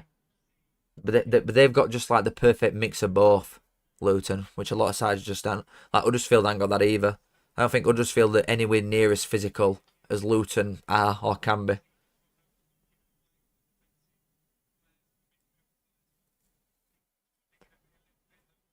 Or like Bolton aren't either really thinking about it. I'm trying to think of some other sides that are just that have got bits of skill and quality about him, but it can be quite nasty. Cardiff, maybe. They'll have a lot of... I'll tell you what, they'll be buying fouls for fun in this league, won't they? Why aren't Luton playing their £10 million centre-back? Because Mads Anderson's better than him. Like, genuinely. Also, does anybody know that Ammo guy is on TikTok? I absolutely love him. He's so funny. Oh, decent touch, fella. Nah, Wimbledon are doing all right here. Good turn. Nah, go on, Wimbledon. Get front foot on. It's just you know what it is? Being like really judgmental, it's the sharpness and playing to the player's rate, the proper strong foot and stuff like that. Luton are doing it and Wimbledon just aren't. Wimbledon's passes are a little bit behind and Luton's are crisp on floor to the strong foot. And that's difference in quality at minute. But I still think Wimbledon have done all right to start. They've gone 12 minutes without conceding a shot. But it does just feel like a bit of a... Eventually Luton will just get like a chance and probably take it. I'm getting that feeling. No, I don't think they look bad so far. It's only 10 minutes though, innit? Like they're very, very athletic, aren't they? Oh, God, you've asked a lot of him there. Has he got... Oh, right, I'm going to say Ali had done well here to get that out.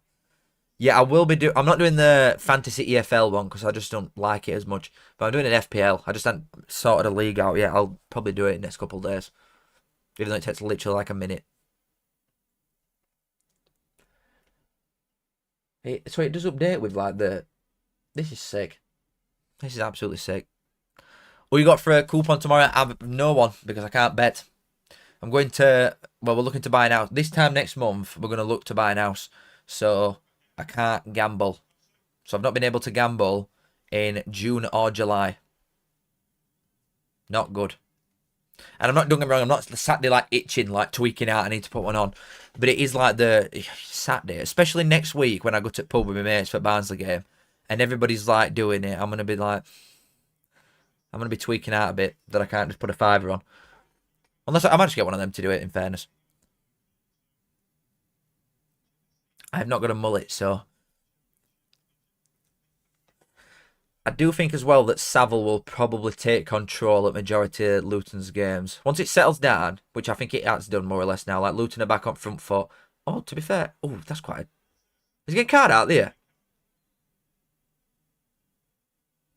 I don't know. If that were in like 40th minute, he'd get his card out there.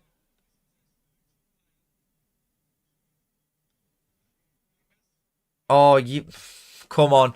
It's one of them ones. It's first 15 minutes, I'm not getting a card even. What am I on about, man? Oh, to be fair, he's not planted his foot on him, has he? Oh, it's all right, that. No, I agree. I agree. I agree. Oh, I agree. Neebs. I'm on one today. No, I agree with ref there. Can you not just do it in cash? Yeah, but you walking into a bookies, you feel like a bit weird. Not a thing. I've actually placed a bet in real life in a bookies once when I was at uni, and the thought of going like walking into one and this fella's just sat there like that stink. They've not been to Lav in about 3 days, and they're just sat there watching horse racing in like Bangladesh. No, no, can't do it. I can't go in there. Can't do it. I might just get my mate to put it on. That's effectively what's going to happen. I'm just going to get my mate to put it on for me. A crossing opportunity for Wimbledon. Here we go.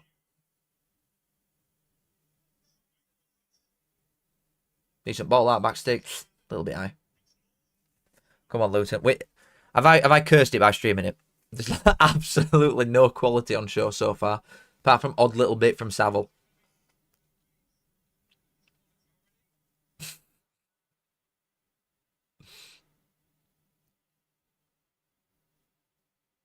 Do you think Cardiff lineup is better than Luton's except defence? Salic gets in this. I agree. Salic gets in this team. Colwell, maybe. Robertson would, but I doubt a lot of defenders would. To be honest, good touch, lad. Oh, I'll tell you what, Clark's got to know. That run lucky that, but that first touch was outstanding. They're trying to get up pitch really fast though, Wimbledon. They are doing quite well so far. They're doing quite well. They're defending in really good numbers. Like Luton hasn't had a shot yet, so they're doing good there. And they're getting up pitch really fast. They're sending bodies for it quick. It's just the odd bit of quality that's missing. No blue kit half time. I'll do a blue kit next week. Next Friday is Birmingham Ipswich, and I will do one for that. That's when blue kit will start again. First 8 seasons always weird football. I agree. Teams are like, they're just a bit all over the place, aren't there? Loads of new lads that don't really know each other yet. I know they've obviously been training with each other, but they've not got a grip of each other yet, are they? And know what to expect and know timings of runs and stuff like that. So it's never best quality ever, especially against a side that's just going to make it horrible for you and defend in Wimbledon. Just standard watch. I agree, Sadie, honestly. No, I do think Luton will come good soon. Soon. Eventually.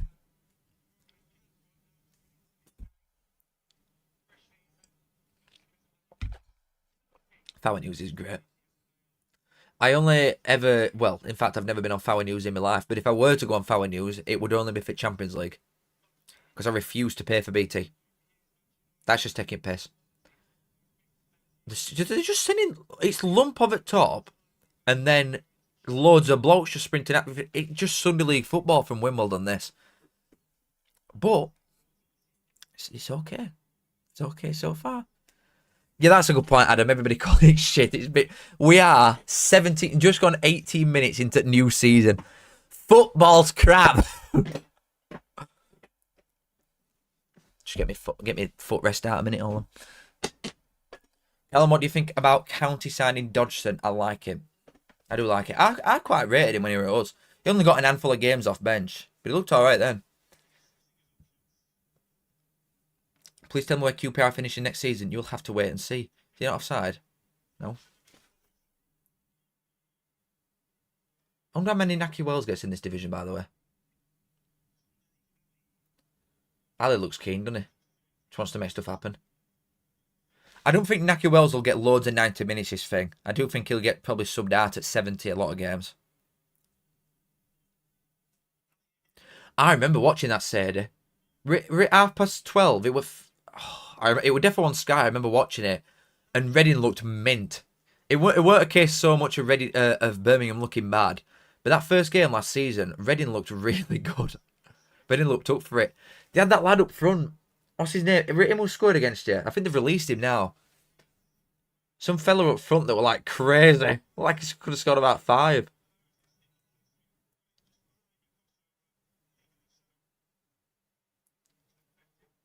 No, I'm going to do a Premier League one as well, Mountain Gamer. Have you seen Luton's new striker? I forgot about it. Oh, Yates. Is it? Is it? Have they even got him in? I'm gonna look now. Because obviously I was doing the championship thing before this, so I'd not seen it. Let me. Yeah, they're going to have, aren't they?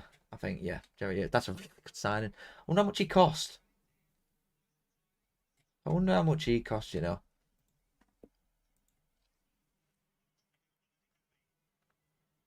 Yeah, Liam, him, yeah, and Les, yeah.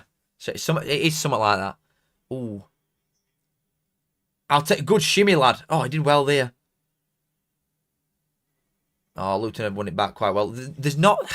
Thing is, tiredness will creep in for Wimbledon here. We are the playing. A definite tiredness will get him, and it looks like it might. Oh, God, it blasted that across quick. Because they're like they're defending in such numbers all the time and just shifting right to left that when they win it back, they've got to commit men forward, and they didn't do it that time. They're too late. If you're not sprinting as soon as you get ball, the turnover's too fast for them, and they'll get like quite. I think they'll get lazy with defending and picking the men up as it goes on. It's been released. Yeah, I'm going to say it looked mint against Birmingham. Look at them stats, baby. 20 minutes in, 0 shots, 1 corner.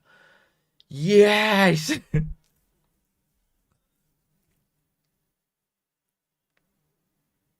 What the hell, Killian? Come on, man. I really like Doughty. P3.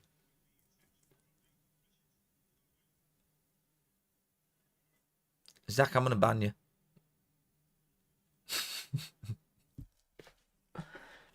Kelly's got a 6.1 for Wimbledon. Absolutely crap. Couldn't even tell you which one he is.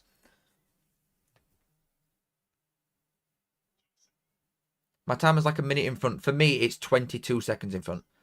Go on, Mads. Oh. Yeah, he's the best. He's the best. Sky Hunter picked a worse game for opener. It's because it's newly relegated versus newly promoted. That's why they've done it. Like they put Barnsley Mansfield on, and to be fair, it was a good game. But Barnsley Mansfield were opener last year, weren't it? Because it were newly promoted versus playoff loser last season. So they always just choose it based off that rather than the actual game itself. Like Huddersfield, Leyton Orient. I know these two, and to be fair, I do moan about like Sky and like bending fans over a lot of time. But Huddersfield, Leyton Orient would have been really good for the first one. Cardiff, Peterborough would have been good. Plymouth, Barnsley would have been good. There'd have been a lot of good ones, but they're so far away, and this is what 10 minutes on train. So I can like get behind Sky for that, even though it is like a quite poor fixture really in terms of football that'll be played. Did you see if Coventry want to do a new stadium? What? Why? Is that what year before, you dope? Why? Why do Coventry want a new ground? They've only been selling. Well, they don't even sell this one out, do they? Constantly.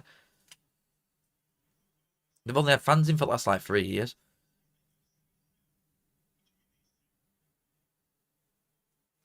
Guys.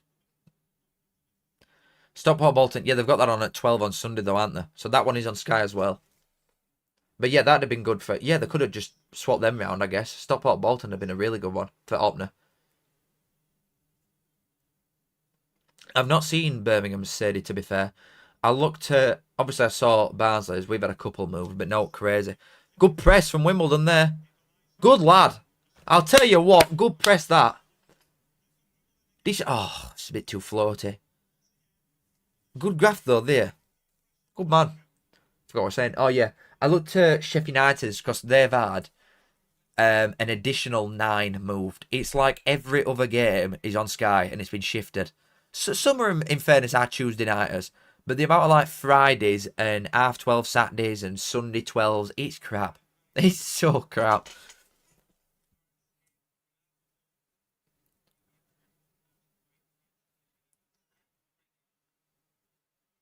They picked Donny Burton for Sky in October, but they've done that because there's like a.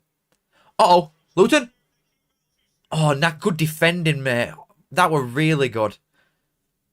Because I wouldn't have thought that. He let it run across his body onto left foot, didn't it? Oh, they've still got it, Luton here. Good ball across. Missed. Couple cracks, potentially. Luton putting good pressure on. Good ball from Walsh. Oh, unlucky. Unlucky there. Good defending though, that, to keep Naki Bells off of getting his shot off there. I want to see who that were. I can't see. Is it the right sided one? Is it that Ogundia, the right sided centre half? Good defending that though, really good defending. An additional 7 for Birmingham. He's daft, isn't it? He's just daft. Oh, that's what I'm saying. Yeah, there's a guarantee that teams have to be on so many times, so they'll just move them for someone to note. Like, we have Burton away. I think Burton away for us has been done last couple of times.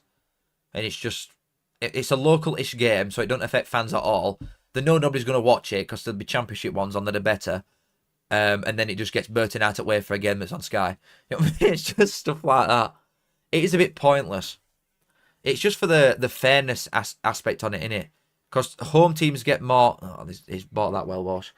Home sides get more money, I think, TV revenue, than the away side does. I'm sure. I think they have to have like X amount on at home a season. There might be 2, maybe. But it's just so the finances are fair. Because for this league, for example, you can't say, oh, we're going to put Luton on Sky 20 times and Wimbledon on twice. Do you know what I mean? You can't just do that. Because it won't be right fair. I know time is out of sync, but I don't fit. In fact, there might be something that I can do. See if I don't want to click that. You can do a manual clock, so I might be able to do it for the second half. And I might have to just put it back 20 seconds to make it make more sense. Yeah, we'll do that. I'll do it for the second half. Devante Cole for Reading Cal Force. It'd be good for it all. He does just... He knows where net is and he gets him in good positions. But Barnsley fans were so frustrated with him because he fruit towel him for a start with 6 months left of his contract. He just fruit towel him and stop playing, more or less, or stop trying because he knew he was just going to get a contract in Championship. And the amount of sitters that he missed were genuinely like quite disgusting. So he did score like 18 goals for us that year. But my God, he missed some chances and all. Oh. Paddy Lane is a good signing. Has anyone ever told you look like Phil Harraz? Let me have a look. Phil Harraz. A German footballer. His head's a bit too round. He's got quite a round head and mine's like really square. So I'm not sealing that one. And also I'm better looking than him. Bolton winning Sunday, Cal. No comment, baby. Absolutely no comment. Oh, I have seen that clip that you're on about, Zach. I've seen Brady losing his rag. Saying that Peterborough shit and they're going to be in League One forever. Which is obviously false because they're getting relegated. First shot as well, yeah. Nice. Standards. Carl, you think Jordan Thomas looks unlikely, seems to have died down. I think they've maybe just shifted onto other positions for right now to try and get him off that line. But Urian said that he wants another winger anyway. And they might just think, well, he's not going to stay anyway, so we'll just keep trying to lowball you. Because no one else, as of right now, has gone in for him for 250, have they? Which I'm surprised at with how much Cheltenham rave about him. But I don't think that's dead yet. I think we might start seeing more rumours once we've got a gauge on squad tomorrow. I think we might see a little bit more with that.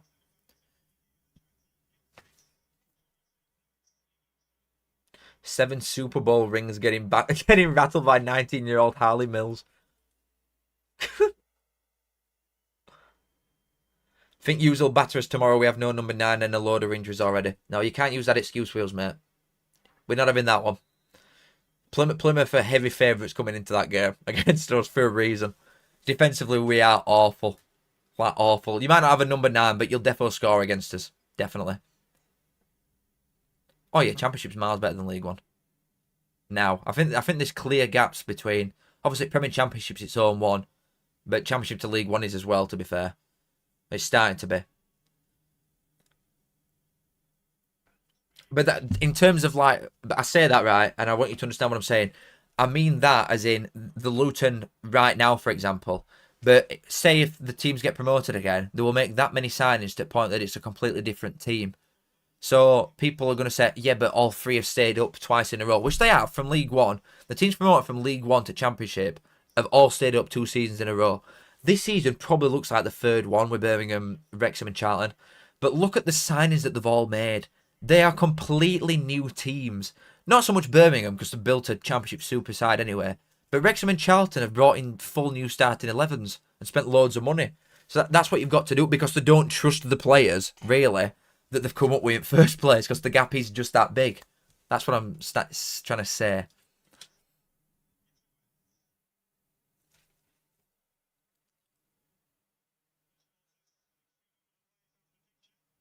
Good defending again. They are defending well here, Wimbledon.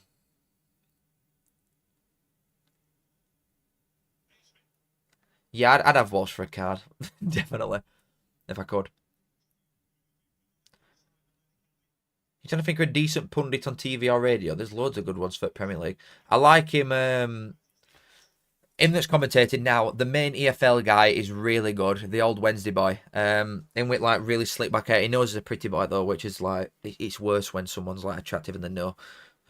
But yeah, he's quite good. Who else is there?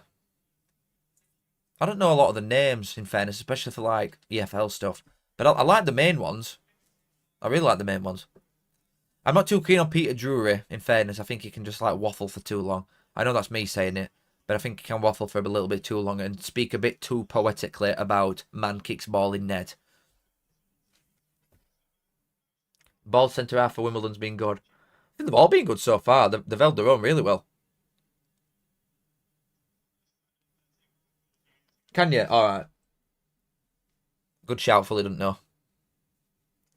I've turned it down a bit now. Gary Weaver and Daniel Mann. Right, I've turned it down. Thank you for the call.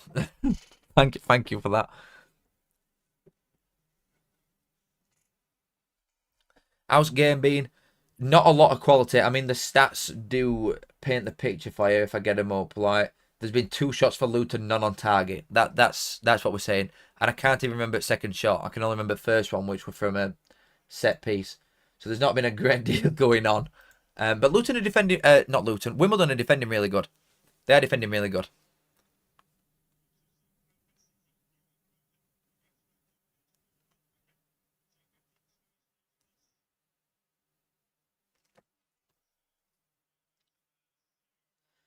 Yeah, that Ali's, it was a good back end of season for him, weren't it? I didn't know why he got that move at the time, but I understand it now.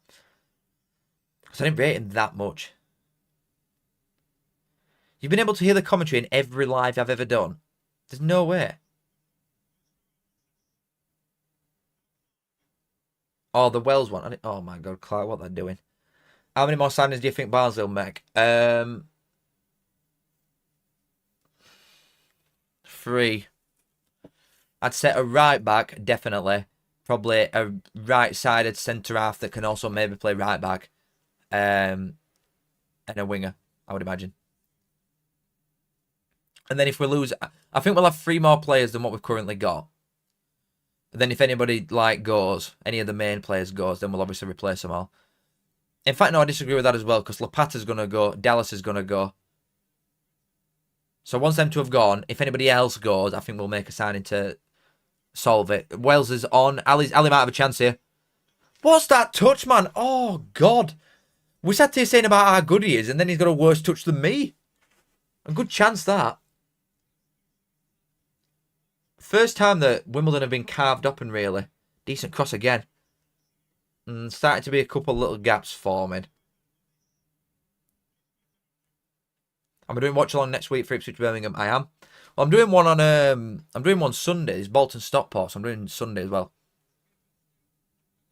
I'm not in Plymouth tomorrow, mate. No, I'd have set off now if I were going to Plymouth.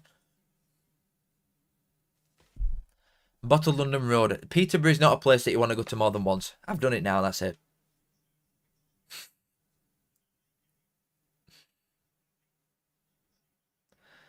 The bloke that Blackpool signed from Birmingham. Well, he got like odd minutes here and there, didn't he? But he barely started for Birmingham. And he got injured a couple of times, so I've not got much to go off, really. I remember it, I'm sure I watched highlights from him against Bolton and he looked quite good. I can't remember if he scored. But I think he looked alright that game, unless I'm completely making that up. But there's not a lot to go off with him because he didn't get loads and loads of minutes anyway.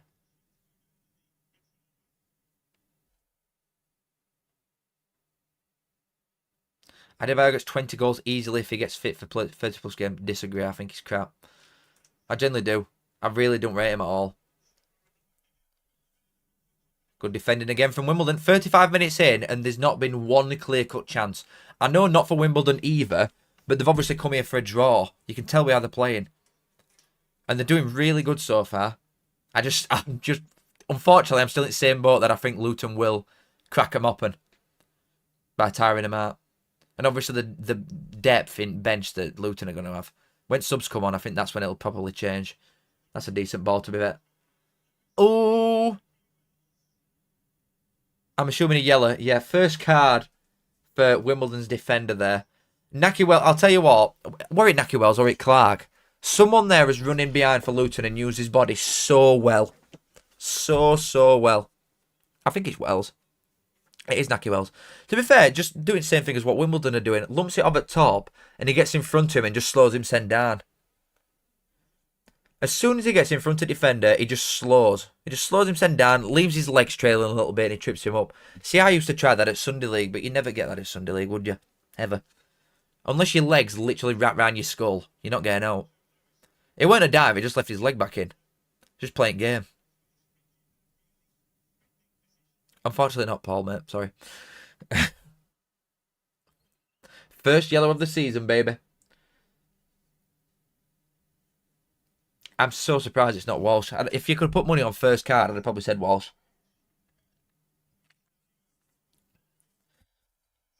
Luton away looks like terracing. It's so tight. It is. I've been. You literally cannot stand up. Sit down even.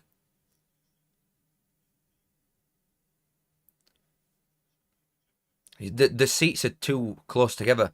If you were like an older person, like if you were Mark's age and you were going to Luton away, you'd have no chance because you don't have the option to sit down. They are literally, the gaps are that big. You've barely got room to stand up. Near mine, sit down at Luton's away, but I love it, to be fair. I love that you've actually got to walk through someone's back garden in first place. But the ground, once you're in there, it feels like really, it just feels crap, and I love it. Too much on that. That's awful. Mark, thank you for the 2. As a teacher, may I explain good and well to you? I'm not understanding the question, so probably I would like that explaining. Yes, please, Uncle Mark. Yes, please. Explain what you're on about. But thank you for £2. I'll have to get you a pint now, Wayne. I was gutted that you stopped over and I missed it as well. I'm genuinely gutted. Maybe you're just vertically challenged. Wrong.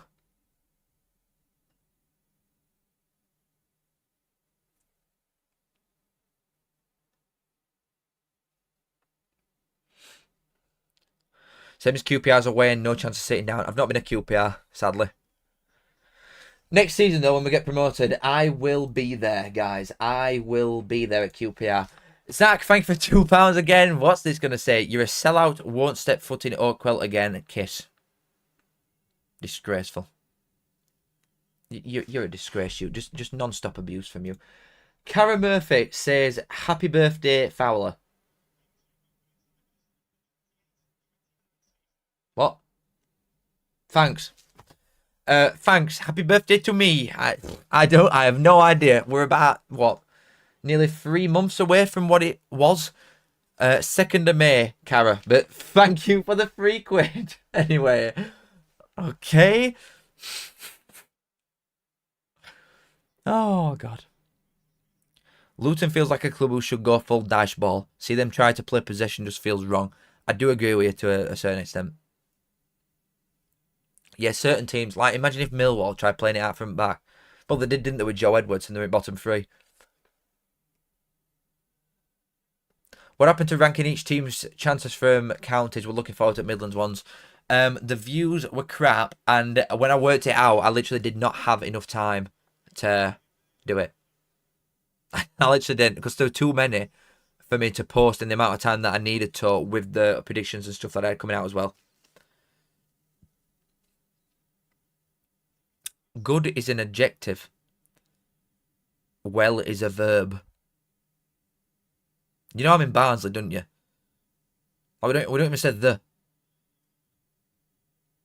There's no grammar or political correctness in any postcode that starts with S. Absolutely nil.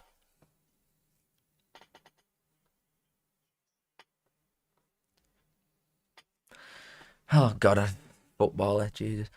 Only just got in. How have each side been playing? Wimbledon have defended well. Luton have broke them open maybe once properly. But there's not been a great deal of quality at all. I do just think the best players so far have been Luton's defenders so far.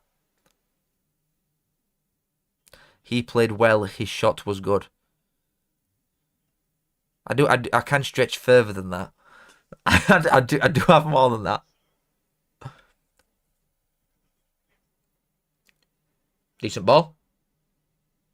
Oh, I skipped him there. He's going to buy that again. I mean, that is a definite Oh, ref. I don't know about that one. I thought that was a foul. Go on, Mads. Oh.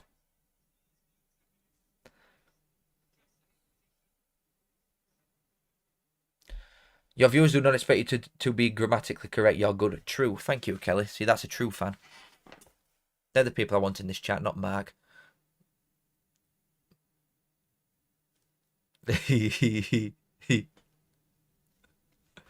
Any betting tips for Saturday, Carl? No, because I'm not allowed to do it. And I would not advise you do it unless you are going on matchbingo.com and using my link at the top of the description and depositing £5. Peanuts, thank you for the quid, my friend. No message, though. I will look out for you in the chat, but I appreciate your £1. Mark, thank you for 10. I do appreciate it a lot, mate. Thank you very much. Mate, I watched all your videos last season and will do this. Top man, best midfielder in the league now, eh? All right, man. Okay. All right, yeah. No, I'll give you that one. Seriously, I'll give you that one.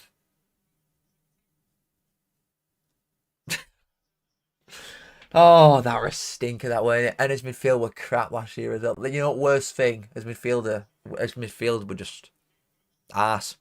I do think it'll get better this season, but wow, last season that were Hall of Fame stinker. Let's put it that way. But thank you for 10, mate. I do appreciate it, Matt. Very much appreciated. Very kind of you. Legend. Trim is abominable. I think it's because I've had my headset on at different parts towards the day, so it's like it's freaking out a bit. Rudeness personified. That's awful. You don't mean that. Oh. Thank you, Lewis. I appreciate it, mate. I think Barnes will make 3 more signings. Carl, do you think the Wednesday players will walk off pitch or refuse to play against Leicester? I don't think they'd go down if they were going to refuse to play. I think they'd only not play if they genuinely did not have enough professional men to play. If they start having to dip into kids for every position, then I think they're in trouble. But I don't think there's ever a scenario where they actually just refuse to play. Because they'd all get fined the wages anyway. And I know they're not getting paid. But they'd all be told, well, you're not getting paid. If you don't come to a game, you're not getting paid. So I don't think they'd do that, really. Especially younger lads. They're just not going to do that. I won't think, anyway. Match starts 2 shots. Welcome to the live, everybody.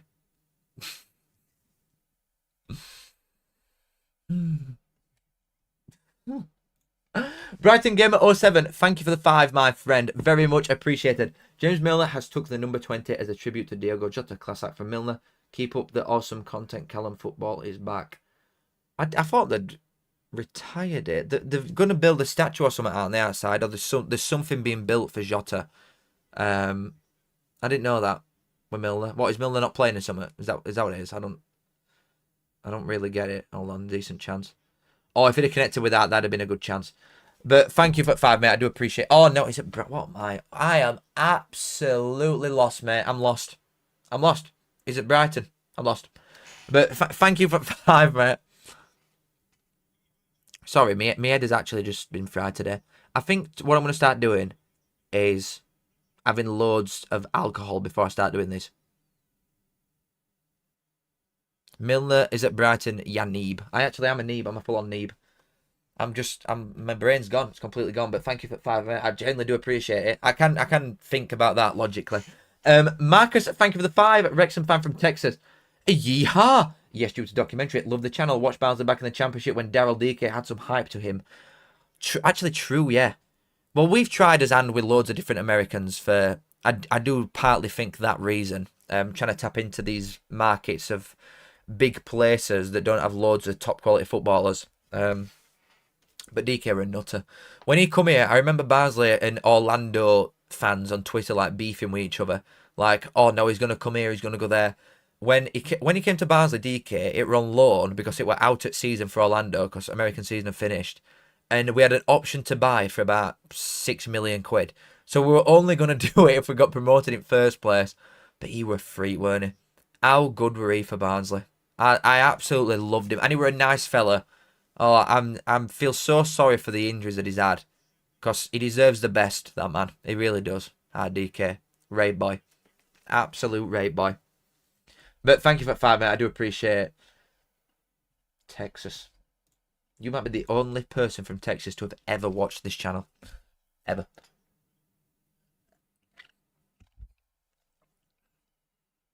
I like to think my Brummy accent is more understandable after several beers. I think, nah. When I hear my dad slur his words, my dad's got a much broader accent than me, right?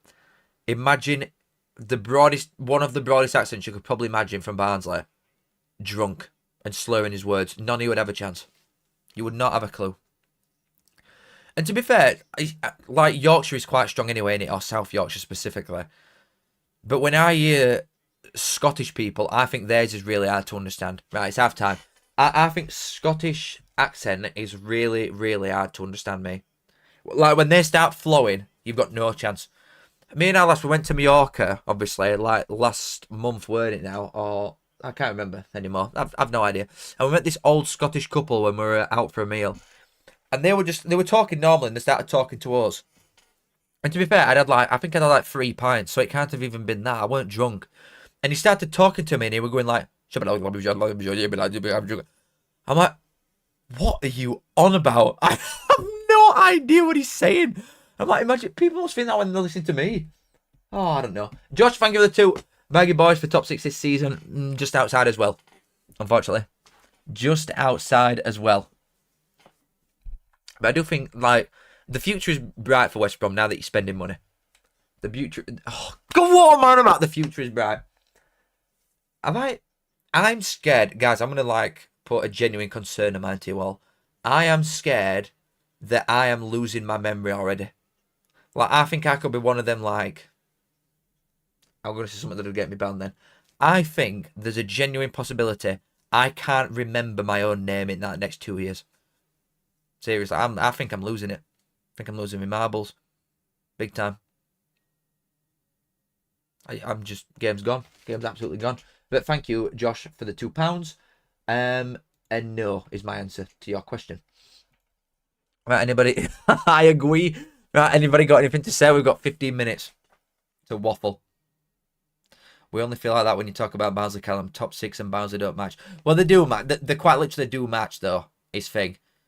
Like, in 3 of his last 5 seasons, we've had League One playoffs twice and Championship playoffs. So we actually just do, is the thing. We actually just do. Diagnosed with brain rot. But I'm not even that bad. Like, seriously, I'm not even that bad for watching...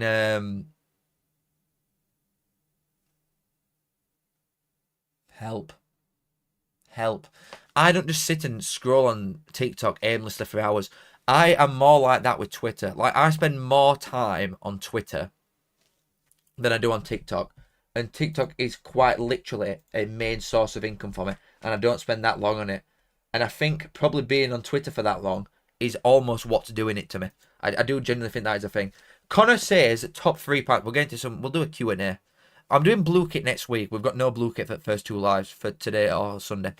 We'll do some Q&A vibes. Top 3 pints. Well, I like a Guinness, but if we're doing like lager, then Cruz Campo. I like Peroni out of a bottle. It's probably one of my favourite ones, but out of tap, I'm not that keen on Peroni in fairness. Cruz Campo. Moretti's like all reliable, but you can get it like a stinker from them. A stinker. That's going to be a banger. Cruz Campo, Moretti, and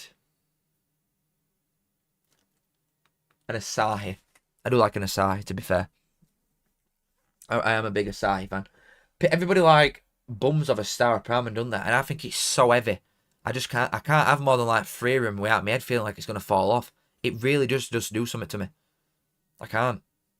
A straight up, oh, I'm not that keen. I'm generally not that keen. I've got a question from Jake. Are you doing a Barnsley watch along if you're not going? No. I don't think so. I just want to watch us first. I don't want to have to think about talking to people or trying to be entertaining for like 2 hours. I just want to sit there and like mong out a bit and just watch us play total football. Like, the thing is, every time I've always thought about streaming something and I done, it turns out to be like best thing ever. And if I would have streamed it, it'd have been absolute cinema. I don't know. But no, I'm not, I don't think I'm going to do a watch on for that. Rachel says, how many grounds of the 92 have you done? I think, last time I looked, I am convinced it's about 48, 49. Somewhere in that region. I only get to do 1 extra in League One this season because there's only 3 grounds I've not done in League One. It's Exeter, Wimbledon and Cardiff. I'm on holiday for Wimbledon. Exeter is I think it's the 20th of December and I'm not travelling 5 hours one way on 20th of December. And then Cardiff is in January, so I'll do Cardiff. But unless we get some cup runs or something, then I've got no new ones apart from that, which is sad. But we've spent too long in League One and not enough time in Premier League, especially. And Championship, honestly, in recent years. I've been going to more teams that are now in League 2 than that are probably in Championship. With amount that go up and down and that I've gone to since we've been here. It's long. It's long. But I think I'm on about 48, 49, something like that. Something along them lines. Stanley, are you going to watch Barnsley Down Boozer? I'm not. I'm just watching it in my house tomorrow at 3 o'clock. Whatever ones. Callum, pick a player you want from Norwich to come to Barnsley. Josh Sargent, please. Favourite pie flavour? Mine is steak. Probably steak and ale, yeah, but I'm not big on pie, in complete honesty. I'm generally not that big on it. Counting Cards says League One top scorer prediction. I would say, depends if he stays, but Salic if he stops. Salic if he stops will score a lot of goals. Luton have got to win league, obviously, but they've got too many options up top, I think, that could maybe get game time over him. So Salic, but I don't think Davis Killerden will be that far behind. I really don't. Cross and Inshallah Merchant. You've got oh my god, I don't even know anymore. You've got multiple Texas fans, bro. Big up from Houston. Love your EFL content. Been watching since 10k. What a guy. My man. Love you very much. Absolute legend. Wow, I appreciate that, mate. Thank you.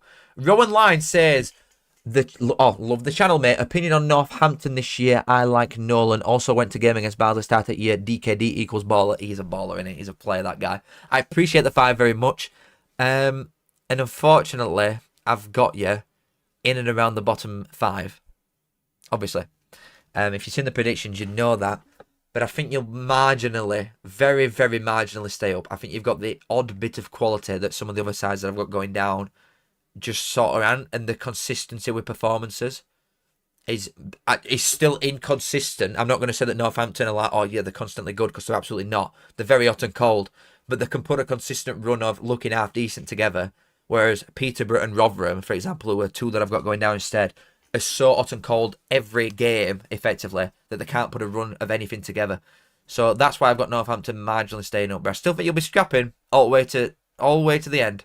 Until the fat lady is singing, I do think you will be scrapping down the bottom. But thank you for the 5, mate. I do appreciate it a lot. I do appreciate it quite a lot. Right, what else we got? Fivers McGraw, Eyup, mate. That first half was a very tough watch. True, in fairness, but it is football, so I'll take it. What else? Favourite Stevenage defender since you love him so much? Piergian is really good. To be fair, Piergian is very good. Sure, it's been asked, but how come you're not going? I've been before to Plymouth, and it was best day ever. Like, we won 3-0. It was a year that we got promoted. It was like 4th last game. It were absolute cinema. Such a good day out. But going this season, like, what, 6 hours one way, I'm not driving. I've not got down tonight, so I'm not, like, staying for the weekend. And I'd have to go on a coach, which I don't want to do in general. And we can't even drink on said coach because we're banned from drinking. Because of Sheffield United, not even because of us. So everything put together, just no. It's just, It's just not worth it to me, respectfully.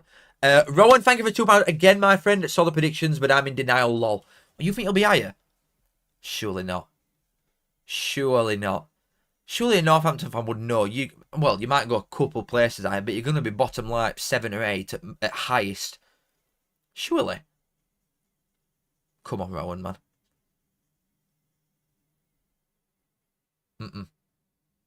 I'm not, respectfully, I'm not feeling it. I hate to say it to you, but I'm not feeling it. Best cop stand in UK. Thank you for the £2 again, mate, by the way. Best cop stand in the UK. I do really like Aston Villa's. I really like it. It looks massive. If any of you have been to Aston Villa away, that alt end looks humongous. It looks like it never ends. And bearing in mind, away end at Aston Villa is at other end. And you're not on the back at net, but you're in that corner, the furthest end away from that stand. And you look at it, and you literally stood doing that from other end of pitch. It's massive. It's absolutely massive. Anything else? Ellis, Urian Ball able to hack it in the champ if you go up. Well, we've only seen like 10 games of him, so it's hard to say what Urian Ball actually is. I just know that it's very exciting going forward, and it's a high press, and I think that suits us to ground, definitely. But we need to be much more defensively solid if we want to go up in first place and stay up. But, yeah, why not? I just don't back as owners, me. I think if we got promoted, say if we did get promoted and we finally did it, I just don't think we'd stay up. Because you look at the money that like Charlton have spent this window. They spent £10 million at least. We might spend 1.5 across everything if we got promoted. So it's just, you come up and get slapped and go back down. So it's scaring me, the thought of that. And I'd rather not go up if it meant that we'd come straight back down. I would rather wait till we eventually could spend some money, or will spend some money if we go up and could stay up for a bit again. Because it's just depressing, constantly up, down all the time. And now we're just down. Dan, thank you for the £2, mate. You've not put a message though. I will look out for you. But thank you for the £2. I appreciate it a lot. See anything else? Have you been to any grounds around Europe? That's quite a good question, Mr. Charlton on tour. I've been to a couple, not loads and loads. I've been to Valencia, but there were no game on. I just had like a tour at ground. I went to AC Milan. I've been at San Siro. I watched AC Milan versus Atalanta when Højlund were there.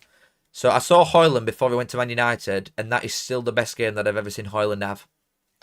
And it was for him, and for them. Where else have I been? I went to the ground that Romeo and Lazio... Oh, my lads, listen to me. I went to the ground that Roma and Lazio share. I forgot the name of it, but that's massive. Certified ball, don't get me wrong, but that is humongous. Anything else? I think that's it. I'm desperate to go to Germany and go for a few of them. World Cup would have been so good for that. And I'm hopeful that I can go to World Cup next year in America, but who knows? Truly who knows. But I've not done that many abroad. I've generally not done that many. Unless there's another one that I'm missing, but I don't think so. When I went to Prague, we didn't go. When I went to Budapest, we didn't go. I don't think... Where else have I been? I don't think so. Went to Copenhagen and didn't go. I've drove past Allianz, but I've not been in. So not that many. Generally not that many.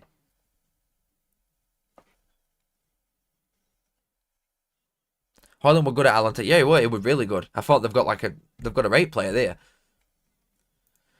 Ranks, just go pull a Mayenda regen from French 2nd or 3rd division. No, for God's sake, please don't talk to me about French players. No.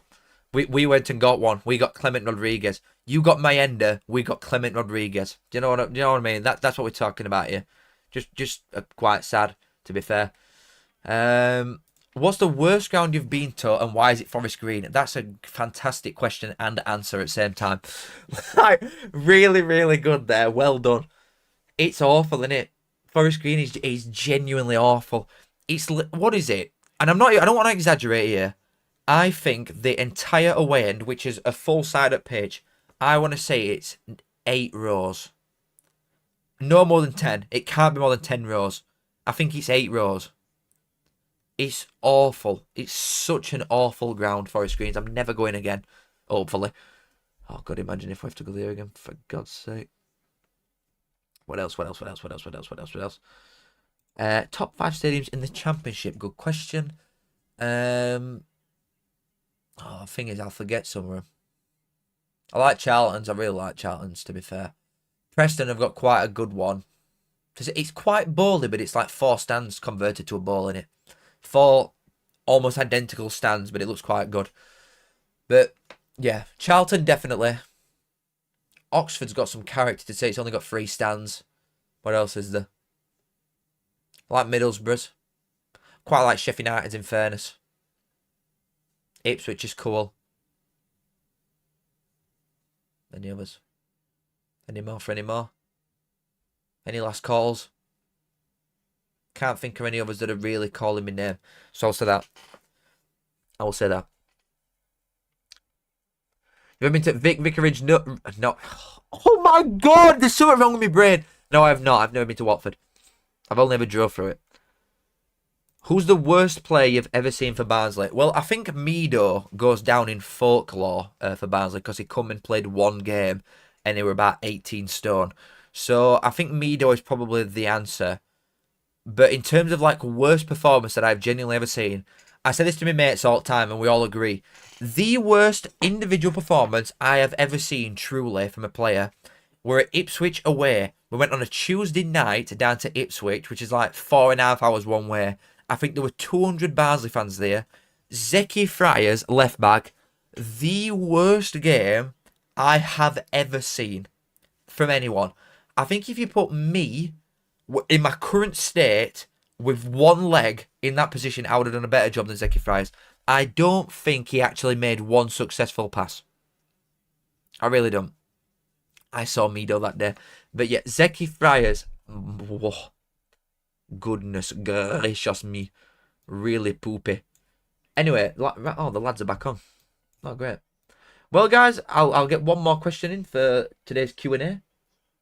If I can find where that's gone. One more.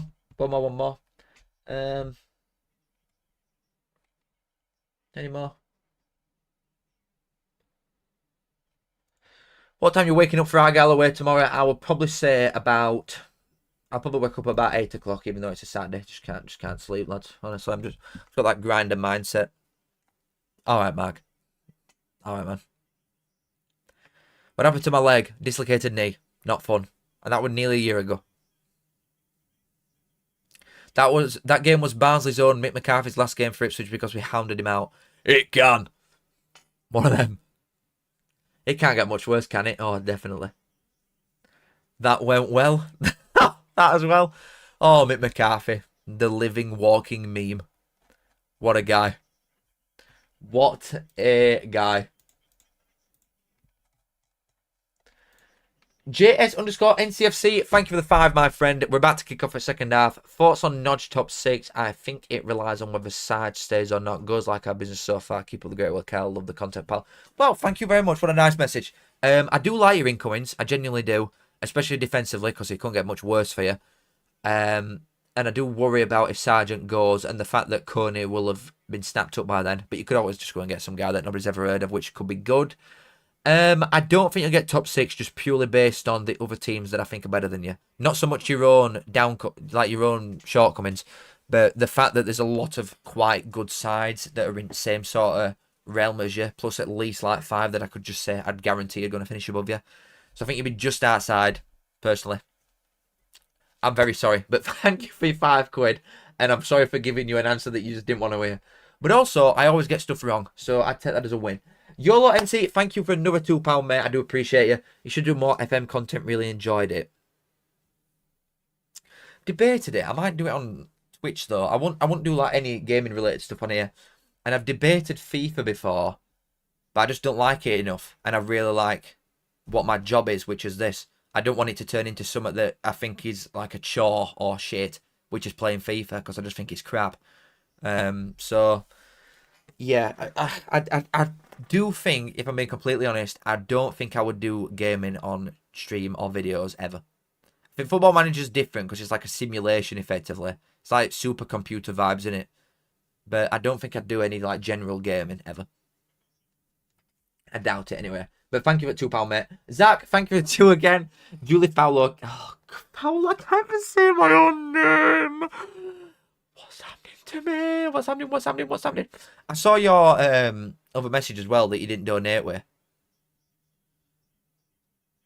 When you said that you're going for a meeting with mortgage advisor, I just had one with mine as well, which is where our last works anyway, but we just had ours.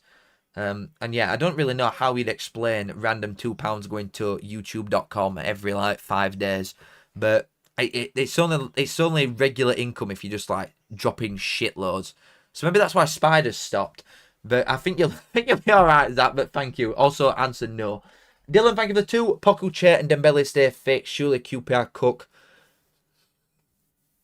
Can't really make my mind up, you know. I can't make my mind up with QPR. It's quite... I really like your incomings. And Burrell as well is good. But I just cannot make... Oh, God, if he'd have got a decent connection on that, that would a good cross. Oh, he's offside. Stevens had a chance there. But marginally offside. QPR, they're an odd one, Dylan. They're an odd one. I do genuinely think, despite me liking the lucky early doors, I do think it's probably a mid-table job, in fairness. But thank you for the 2 as well, mate. I do appreciate it. Not even like a second channel. It wouldn't even be a thing of like not wanting to do it for the Football Manager stuff, because I really like Football Manager and I'm borderline addicted to it. I've had thousands of hours on like all of them for the last like 6 years. So it's not that, it's just I don't actually have the time to do it unless I had an editor.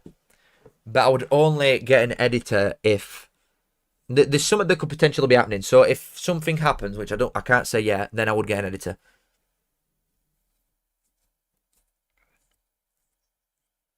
But for right now, nah. And I don't want it to just feel like a chore to do, because then it just becomes unenjoyable and then content's worse. You know what I mean?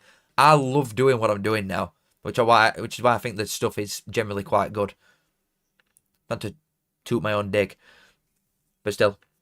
What is your job outside of YouTube? This is it. Well, TikTok. YouTube and TikTok, man. And Twitter. Just general football influencer, online celebrity is my job. Have Luton even looked like scoring at minute? They've had odd little bit of a spark. Very rare though.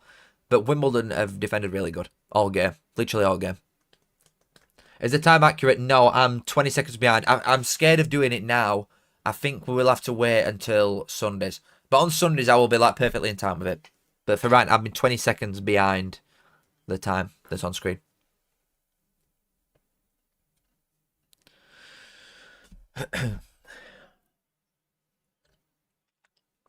I do agree, casual gamer. Luton's wingbacks haven't done anything really, have they? Only thing they've done is just lumped it up at top. But your centre half could just come and stand a bit wider and do that sort of job. So I do agree with that. What made you get into YouTube in first place? Well, my girlfriend pushed me to do it, really. I did have the plan on doing it, but I kept procrastinating all the time. Mainly because of the amount that it cost to set it up. And I didn't just want to start making videos and it be like quite crap. If I were going to do it, I wanted it to be, right, the background looks like a certain way, which I'm still not entirely happy with. But I want a good camera. I want like fairly decent editing and stuff like that. So I wanted it to be a certain standard. I didn't just want it to be absolutely crap and then set tone for what channel's going to be like. So I took probably longer than I should have done. But I always wanted to do this, but my girlfriend did push me to do it. Oh, I'm lucky there. And I'm glad. I'm really glad I've done it, because there's more substance with this. This is more of a long-term career, as we've seen by people that have been doing it forever. TikTok's a really good app and it's given me a lot. It's also taken a lot from me.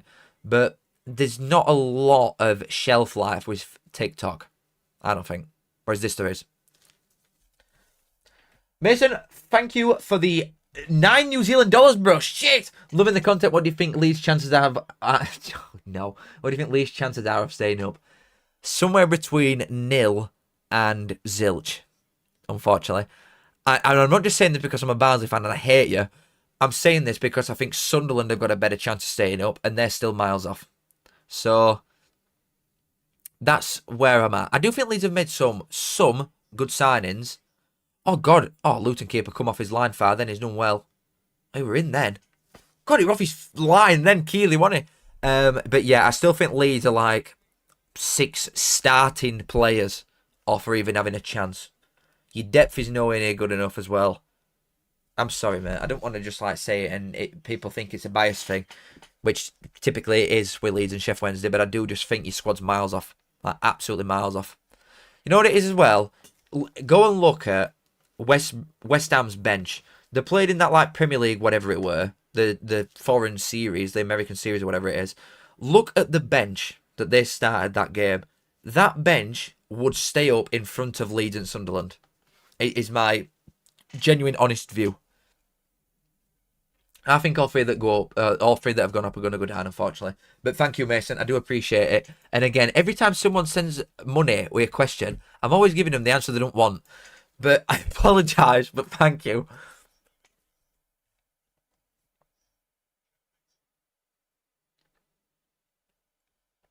Which 9 to 5 job do you do? None anymore. Well, this.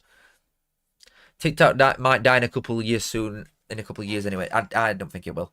I think there's too much business and legal side of things to say all the amount of ads that you get. Think of all them companies that have paid up front with the guarantee that they're going to get certain ads and stuff like that. Plus just the general paperwork that TikTok would bury anybody under if they wanted to like shut it down. There's no way, I don't think. I really don't think. Yeah, I agree, Michael. There is still some time at window left. But there's only so many like limited players available. Really. Oh, good ball there.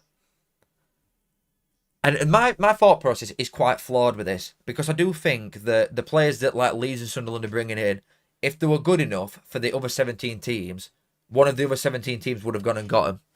Do you know what I mean? That's just what I think. There's a certain standard that the other 17 teams have got, really.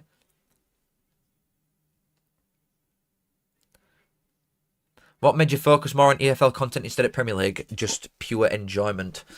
I've never chased views. I mean, everybody plays the game to a certain extent, but I've never chased views. Otherwise, I'd have gone down route of... I'd have started TikTok saying I'm a Man United fan.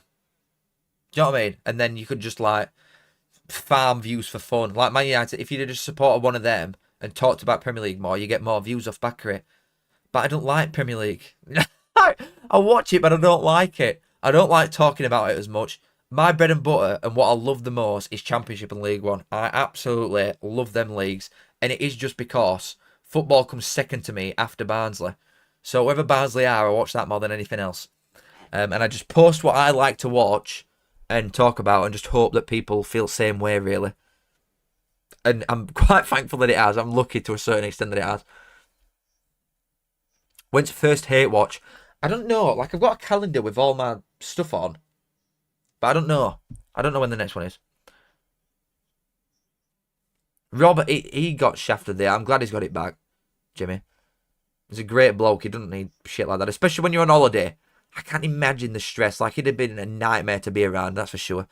And everybody would be. Because if you've had your livelihood just stripped from you and you're supposed to try and enjoy an holiday when you've done nothing wrong, it's ridiculous.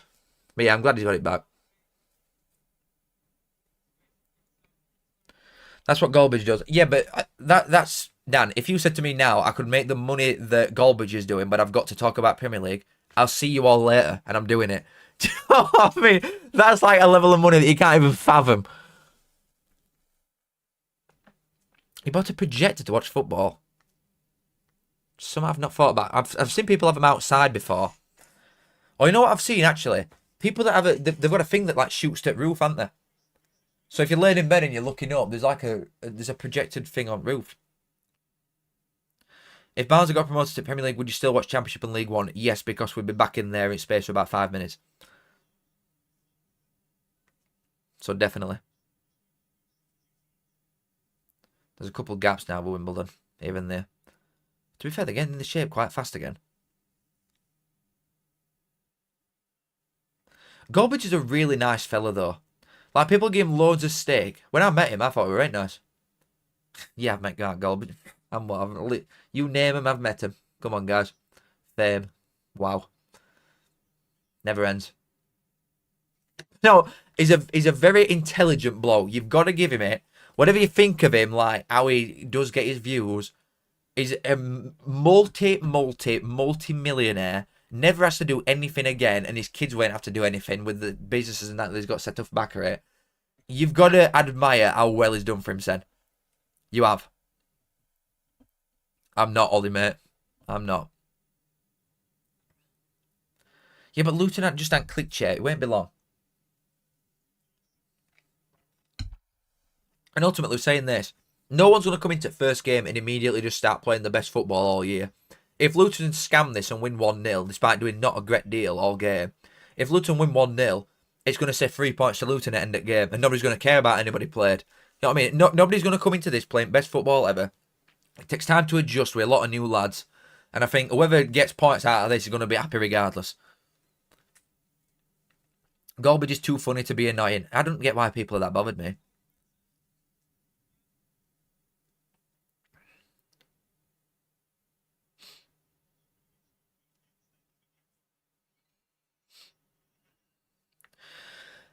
Alex, I do agree. We Barnsley, just stuff like the pre-season and stuff like that, we do look good going forward.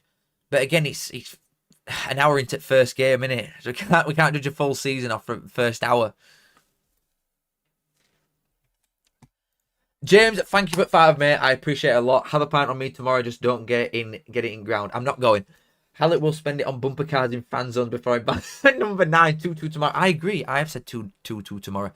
We have similar owners. I saw someone on either Twitter or YouTube said it to me earlier that your owner has come out and said that football's like wrong and the amount of money that you're using is wrong and stuff like that, and that he wants to break even effectively.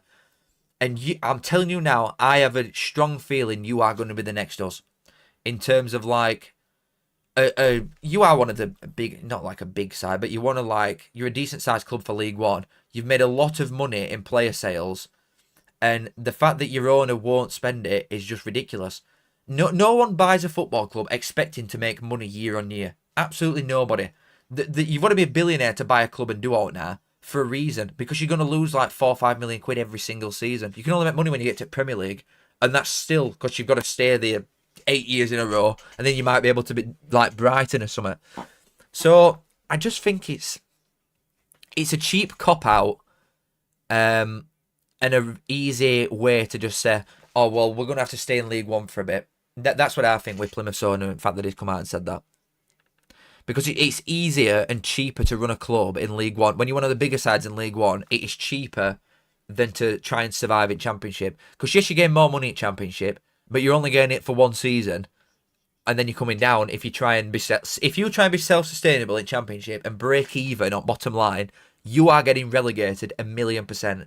It's a race to bottom, like financially. And in League One, you can lose like.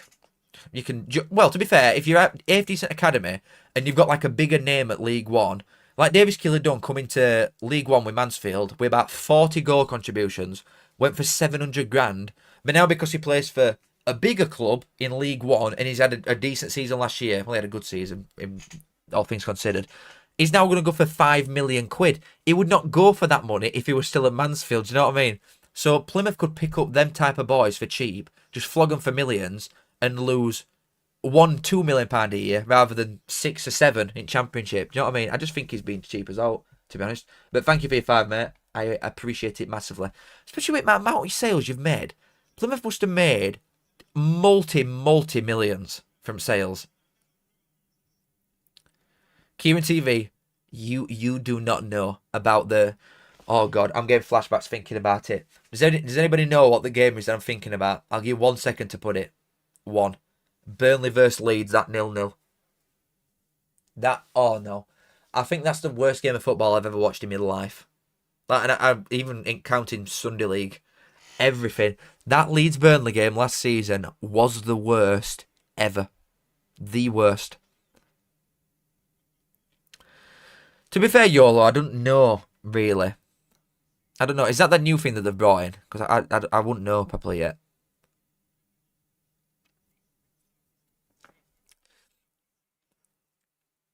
Good turn.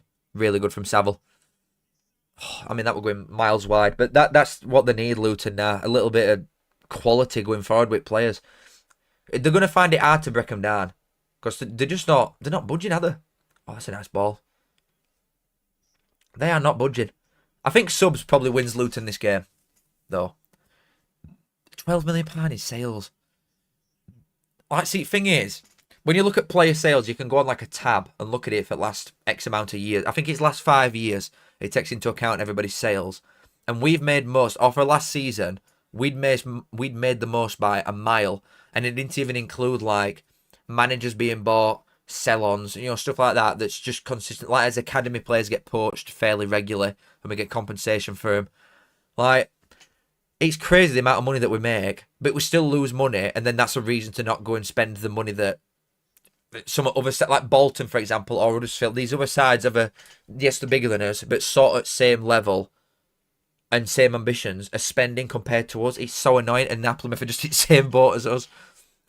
Oh, it's summit. Oh! Decent crack, good save.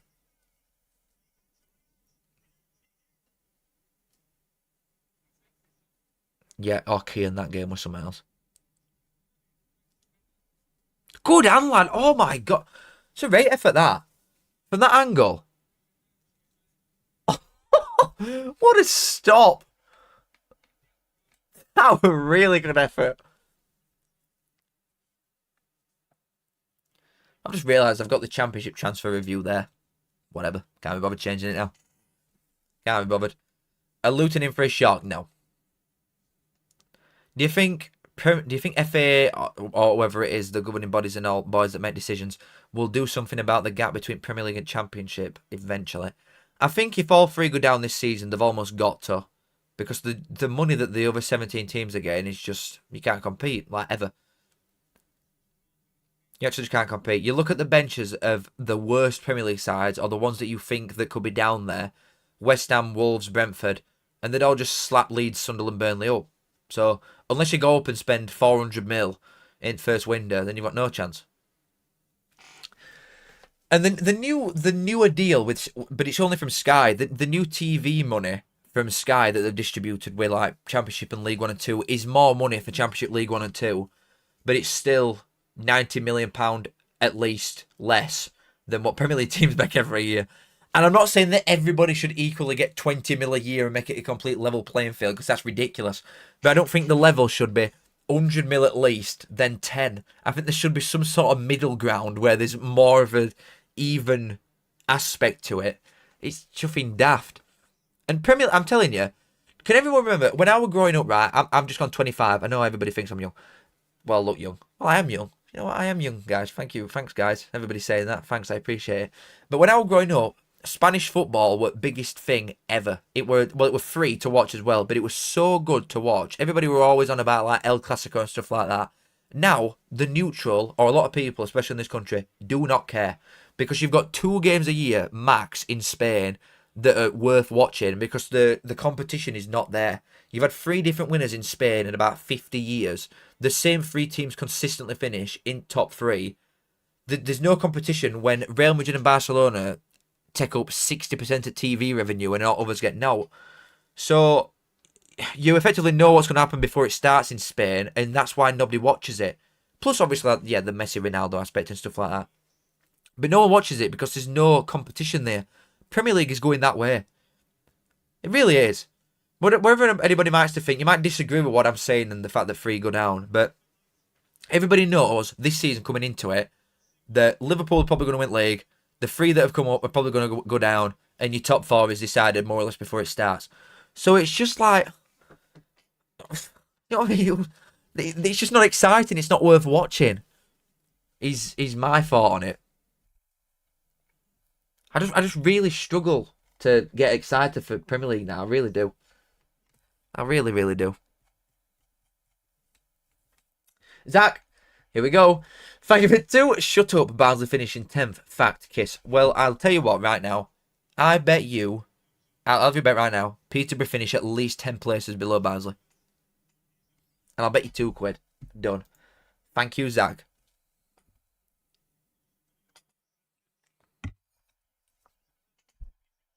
I did not kill him, no.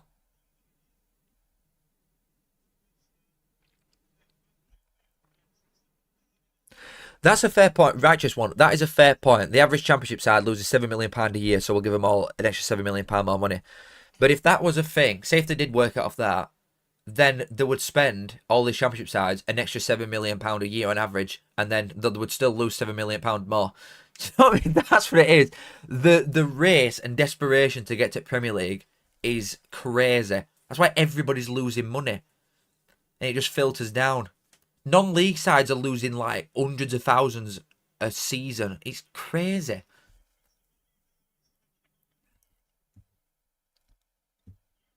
If Birmingham or Wrexham get promoted this season, I think they stay up in Prem the following year. I completely disagree. They've got a lot of money, especially Wrexham. They've got a lot of money for the level of competition they're coming up against. But Premier League sides are making hundreds of millions a season. Like literally hundreds. Whereas Wrexham are making what? Maybe 30, 40, which is a lot. But it's a lot of money that, in comparison to these teams, it's absolute chicken feed to teams that are making 100 plus every year, at least more than them, while ever they're down here. Stop paying for Sky too much TV money at Premier League. Yeah, but it's a lot of the foreign world that watch it as well and pay, and that's where a lot of the TV money comes from. Like, it's got to be at least half at revenue from Premier League comes from abroad, surely. In terms of viewing figures.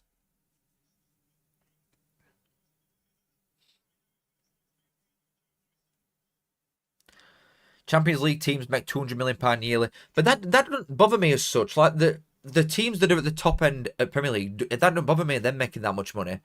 It bothers me that someone that's in 17th in Premier League makes a realistic guess here. I would say 17th at Premier League probably makes £120 million more than 7th in Championship, for sake of what, 10 positions. That's what's ridiculous. That's standard. So if someone like Bristol City were to have gone up last year, they'd have got lowest points ever because you just can't get near them.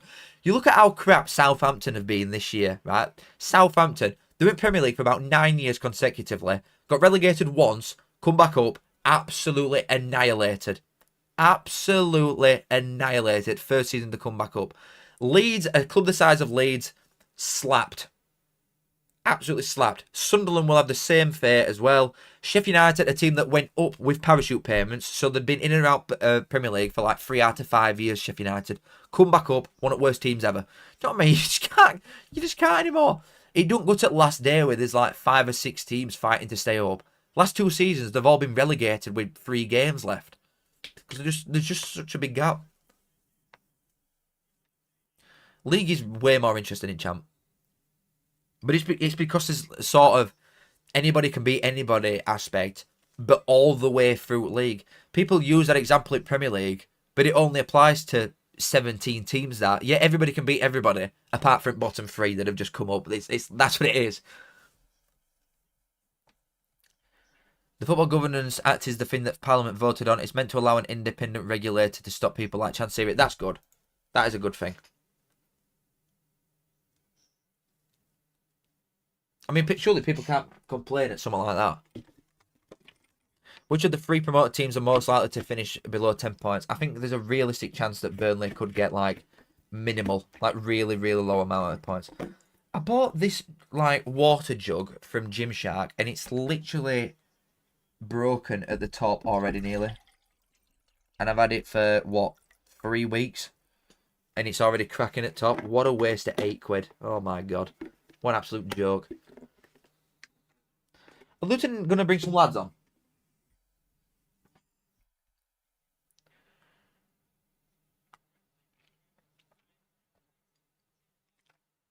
How do we change that then? Well, say if altogether, thing is the Premier League it pays out differently per position, doesn't it? So I think that needs to change for a start. I think the best way to make it fair or fairer for the TV revenue is to distribute it properly from Premier League down to probably National League. I would include National League as what is now like a League 3 almost, and take the TV revenue from National League, League 2, League 1, Championship and Premier League, and it's probably what 100 and I would imagine per like average of what it pays out in the divisions, because Premier League is tiered and it depending on how much they make. So probably an average at like 130 Premier League. Championship might be 10. So 140. And then say at a push it's 150 million quid, right, on average that's throughout the league. I think you could tier it so it's, all right, Premier League teams now, instead of making 120 million on average, you now make 70. And Championship teams make 30. League 1 makes 15. League 2 makes 5. I think the gap should be much closer, like, in regards to that, instead of 120 straight down to 10. I think that's what the problem is. But obviously, you need Premier League to vote on this. So Premier League are not going to sit there and say, you know what, yes, I think we should change the system when the Premier League, who take all the money, are voting on the Premier League's money and where it should go. It's literally like you've got a gun pointing at your head. Would you like to press this? It's loaded. It will kill you. You're not going to press it, are you? Like, you're just not going to vote for that. The Premier League sides, it should go. And especially like the FA Cup replays, for example. I don't know why 20 teams got to vote on that when there's 900 that take part in it. But then, obviously, in terms of Premier League decisions, which includes only Premier League, the Premier League decide on it. But FA Cup, that includes everybody, Premier League decide on that as well. That's what I don't get. But it's just favouritism towards the top and the elites in it. But they make them all money. So it makes business sense from everybody's standpoint. But long term, I don't think Premier League are protecting their assets because people will stop watching it because there's no competition there.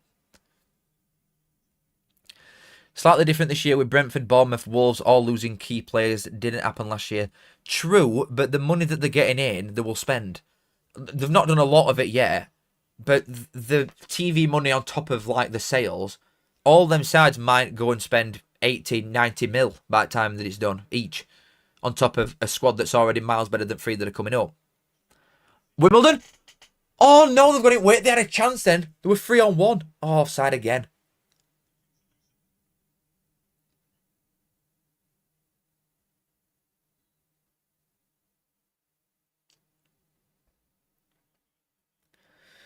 Can see Carabao Cup getting scrapped in future because Big Six gone with his too many fixtures again. Well, true. I mean, Carragher's normally really good as well, but he said about that, didn't he? I'm sure he said before that he thinks he should be scrapped because teams don't take it serious.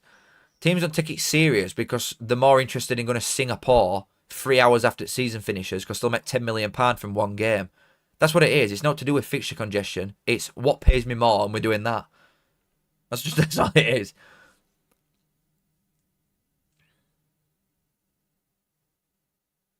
Exhilarating game this. It has been a poor standard on it. A Wimbledon good or a Luton shy? A little bit of both, I would say, for the first game. Luton just can't break them down. I did say this, to be fair. I said this in the prediction video that I did. I know I said 2-0 Luton, and I still think a sub will probably come on and win it for him. I would still back Luton to win this game. But Luton are really crap when they're favourites. Like, look at them in Championship last season. They just sunk all the way through. They're so much better when they're underdog. They got promoted off being an underdog. They finished third bottom and really did quite well, I think, in Premier League up until end. And went down because a team spent £300 million and broke FPL rules. So, or FFP rules even in Nottingham Forest because they spent hundreds of millions and then took a points deduction after. Do you know what I mean? So that's what you're fighting against to stay up. But I think they did well in the Championship season to get promoted. And then in Premier League, in grand scheme of things, when they were underdog both times. But teams are going to go to Luton, especially at their place, and sit 10 men behind ball and just do exactly this. Especially if Wimbledon gets something here. The set blueprint, first game, that everybody's going to watch. If you come and play like this, just soak up pressure and try and launch on counter-attacks, you've got a chance of getting something against Luton. Because they just don't know how to break teams down when they're favourites.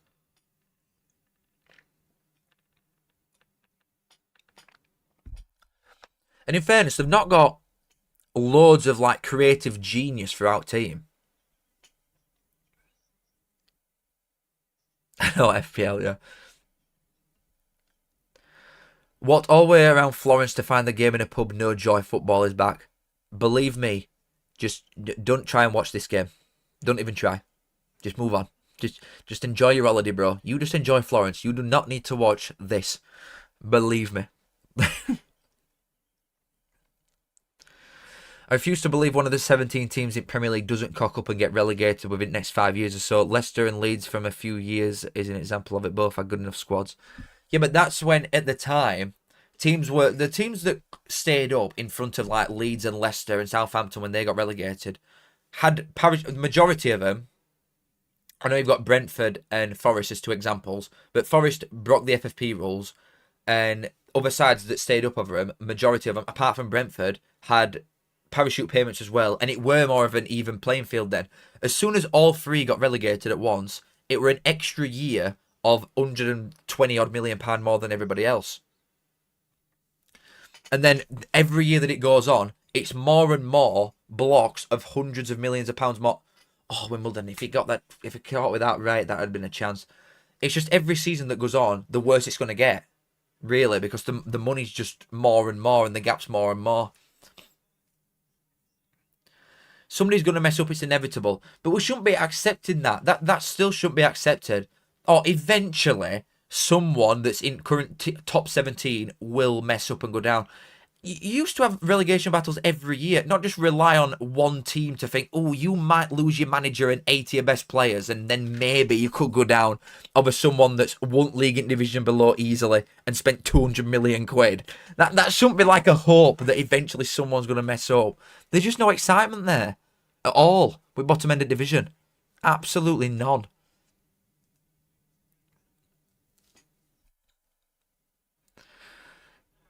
The Palace and Forest thing is just like, it's a bit embarrassing, really, isn't it? Like Palace didn't sign one form, which is reason that they've not, or reason that they've been demoted, because they literally did not sign one piece of paper, but they also didn't act on the rules that they could have broken anyway. So they could have signed a piece of paper that said we're not going to like make business with other sides that we own, but they didn't do any of that business anyway. So it's like, it's one in the same, and it's 6-1, half a dozen at other. They've not signed this form, but they've also not done anything that signing the form says you can't do. Do you know what I mean? I think it's ridiculous. It's very slack from Palace to have not just signed this piece of paper anyway. It was on side there. But I just think it's ridiculous that. Yeah, that Forest owner's a nutter, but at the same time, if it were our owner, I'd love it. So. And also, Palace have got a better chance of winning Conference League. I'd make them favourites straight away. Yeah, I agree. West Yorkshire Retro Gamer says the same thing. How can I show you a game, bro? I get banned instantly.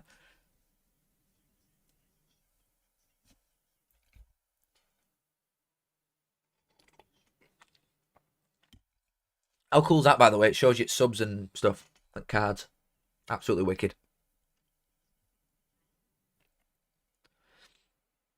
Wimbledon, one shot, none on target. Incredible. Genuinely credible. I don't know when it is, Football Addict. I've got the ones wrote down in my calendar. I need to like post them or something, but I don't really know. Probably, but I don't know.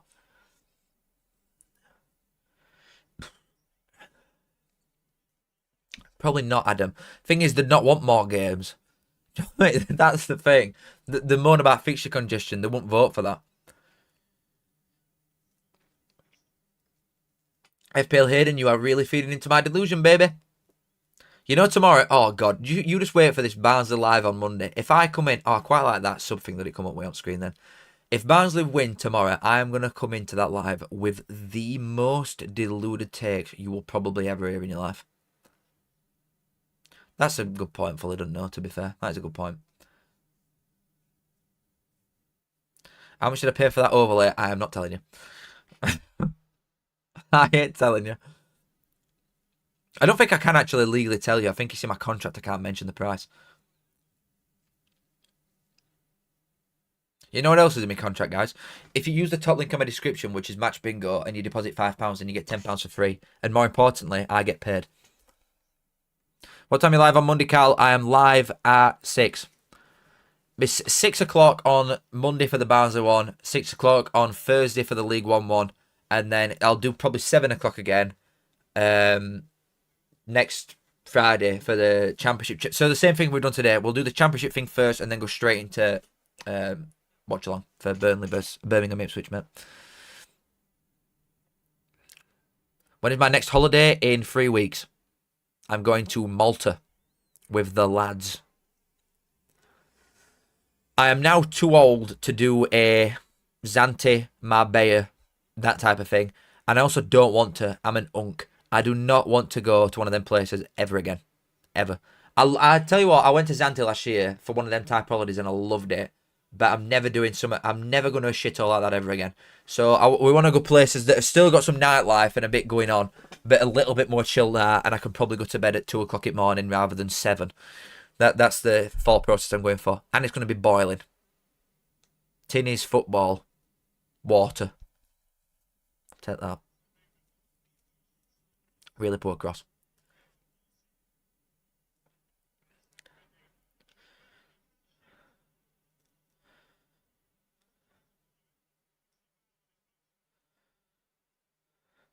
Oh my god, West Yorkshire Retro Gamer. Legend.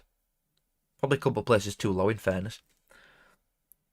If you had to bet on a goal scorer in Birmingham Ipswich, who would it be? Oh, that's a good question. Oh, that is a good question. There's a lot of quality though across pitch in both of them. I would genuinely say if he starts, Iwata, the midfielder for Birmingham. I think defensively they'll both be quite good and cancel each other out. I think it could be Saker a screamer winning game. And Iwata knows where net is from distance. Or Mario Hutchinson. One of them two.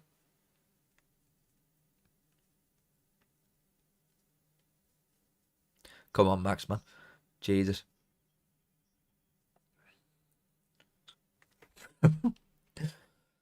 I think Birmingham win that. I really do. Smoddies.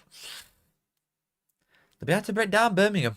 Really hard to break down. I fancy Birmingham for first game. Cosgrove, I think he's still playing for free agents. Cosgrove, I'm not surprised. Champ predictions out when gorgeous. The actual my table predictions, I think they're quite late, you know. I want to say Tuesday or Wednesday. I can't remember. Tuesday or Wednesday, maybe. Honestly, I can't remember.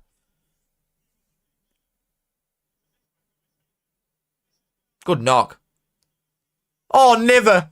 Oh my god. Oh, they've defended so well. Luton have scored, but it's not really. Luton have scored, but it's like, come on. Are we counting that? Get that chalked off. Bloomfield, you know when Bielsa and Aston Villa with Leeds, all that thing, and he made him go over end and score. I think Bloomfield should do one of them. That shouldn't count. That shouldn't count. That is one of the most skillful own goals I think I've ever seen in my life. It's so unlucky. So unlucky. They've defended brilliantly all game, and then that's gone in. Let me just see that again.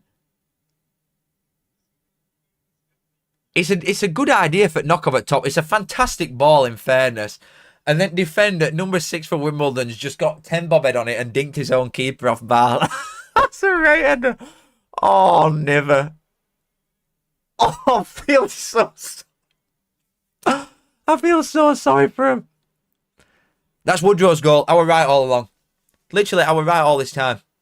Have I not said, yeah, subs are going to come on and score winner for Luton? Despite Wimbledon being very good defensively, I think subs are going to come on and win it for Luton. And the pure pressure there, the aura from Cauley Woodrow has made that happen. EFL expert, baby. Come on, guys. You know what time it is. And yet, we can all say about how lucky Luton are. But like we've said, it's first game. It's not going to be the most free-flowing attacking football we've ever seen. It really ain't. But at the end of the day, the 1-0 up, and if in 5 minutes it says 3 points to Luton, the top of the league, no one cares.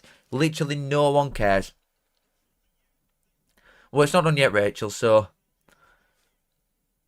It's not done yet. I can't believe that. I'll tell you what, a nice little ball, though, at top, wasn't it? Naki Wells. Quality. The most fitting winner for this game, I do agree. Who scored? It was an own goal from Wimbledon's number 6. Rated. Go on, Ali. Hit it, lad. Why have you touched it? Oh. Why? See, Luton look alive now. What's happening here? That Ali's going to be... He's going to be a player in this year. Oh, I'm surprised he didn't hit that first time. Really good effort, though. True. Louis knows. True. Thoughts on Bolton's business? I really like it, as well as your outgoings as well. Not even just like the exciting lads you've brought in. The players that you've got rid of, really impressive. Really, really impressive. Wimbledon are going for it, though. They're bringing big lad on, up top. Luton Barnsley top 2. No, I'm not that confident as. We've been there, done that before, though. What were it, about 7 years ago now? We last did that. Last played that game. Yeah, I would really like Wimbledon to nick one. A draw is definitely a fair result here. Like, what are the stats saying? If I get it up. Luton are winning on stats, but I don't think that's a fair reflection of what's like actually happened. You know what I mean? I don't think that is a truly fair reflection on game and how it's gone. Wimbledon defended really good. 29 tackles from Wimbledon. They've had a great effort at it here. Jonathan, thank you for the 5, my dear friend. I appreciate it a lot. Probably not because your lot ain't that bad yet, but any thoughts on National League? York are going to piss it, sadly, in my opinion. I do agree with the second part of your question. I know this is like easy to say because I've only seen us play York, and the keeper is really, really good. I do think they can concede a few in terms of like Barnsley drew 2 apiece with them, but it would not have surprised me if looking at score after that game it ended like 7-2 to us. We had so many clear-cut chances that weren't finished, so they can be got at defensively, but the keeper is really good, like really good.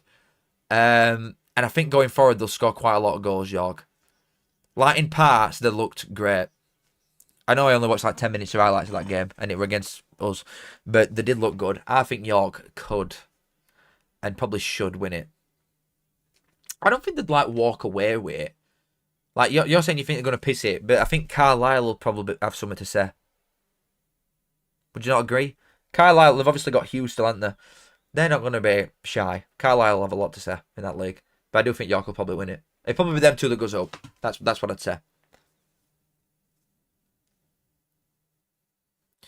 I think we'll wait till we're in Championship until I pull that card, Hayden, actually. But thank you, Jonathan. I do appreciate it a lot. Luke, thank you for 5 again, mate. Pint for tomorrow at £5. You're the man, aren't you? You're actually just the man. You are the man. Thank you, Luke. I appreciate it again. Wow, you guys are the greatest. What a job. Seriously, what a job. I get to watch one of the worst football games ever. And that's it. Fantastic, baby. If this is the best this league's got, Bradford will be sound here. Yeah, but it's not like... This isn't the finished article, is it, of Luton? And also, say what you want, but the sign of a really good side is one that plays crap and wins. So, if this is what happens, it's a really good start. Thank you, Luke, again. I appreciate it, mate. I know they didn't end up going up last season, but Sheffield United played like this in 90% of games that I watched and won them all. So...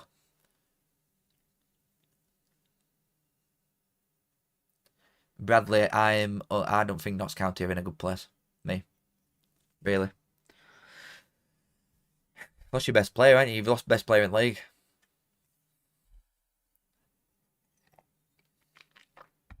Huddersfield at best side in this league. Yeah, but we're judging that off nothing. It's only first game. Like Sadie said earlier, right? Birmingham last season, if anybody watched that game, Birmingham drew 1 apiece with Reading in their first game. It were on Sky. And Reading absolutely slapped them up. How Reading didn't win that game comfortably, I will truly never know. Reading ended up finishing outside at playoffs, and Birmingham broke EFL points record. So its first game, it means very, very little. It means what it says in top left corner after the game's done. It means what it says on tin. 3 points to Luton, probably. Unless it's time for a late one. Oh, they're playing corner. I rate it. Offside? I don't know about that. First week's... Yeah, it's definitely going to be cagey. Barnes and Mansfield were a great opener last season. Oh, shut up, Marcus, man. I were impressed with you, to be fair. I knew you were going to stay up after that first game. Even though we took, obviously, your best player. But you looked very experienced, Mansfield, that first game against us.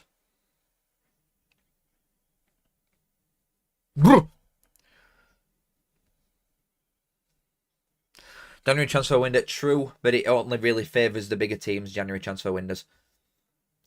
To a certain extent, I think there shouldn't be one. Like, it's good in case teams have got injuries, but I think it's just a way to make smaller teams worse than what they are. Like, if one at smaller sides, say if Wimbledon are like up in top 6 in January, the players will get absolutely ripped to shreds. They will all go. All of them. And it happens every time. Small teams doing well, they just get ripped to shreds in January. It benefits bigger sides with most money. Thank you, Carrick, my friend. Legend. Best manager in League One. You probably won't think it after this game, but I would say Bloomfield. End of this game can't come soon enough. How long do you think until Reading are challenging for promotion again? Not this season. Maybe next. I think it'll be another year where you still bring a lot of your kids through. Because your academy's really good, in fairness. Apart from promoted to Prem teams and Chef Wednesday, are there any other teams dead set to go down?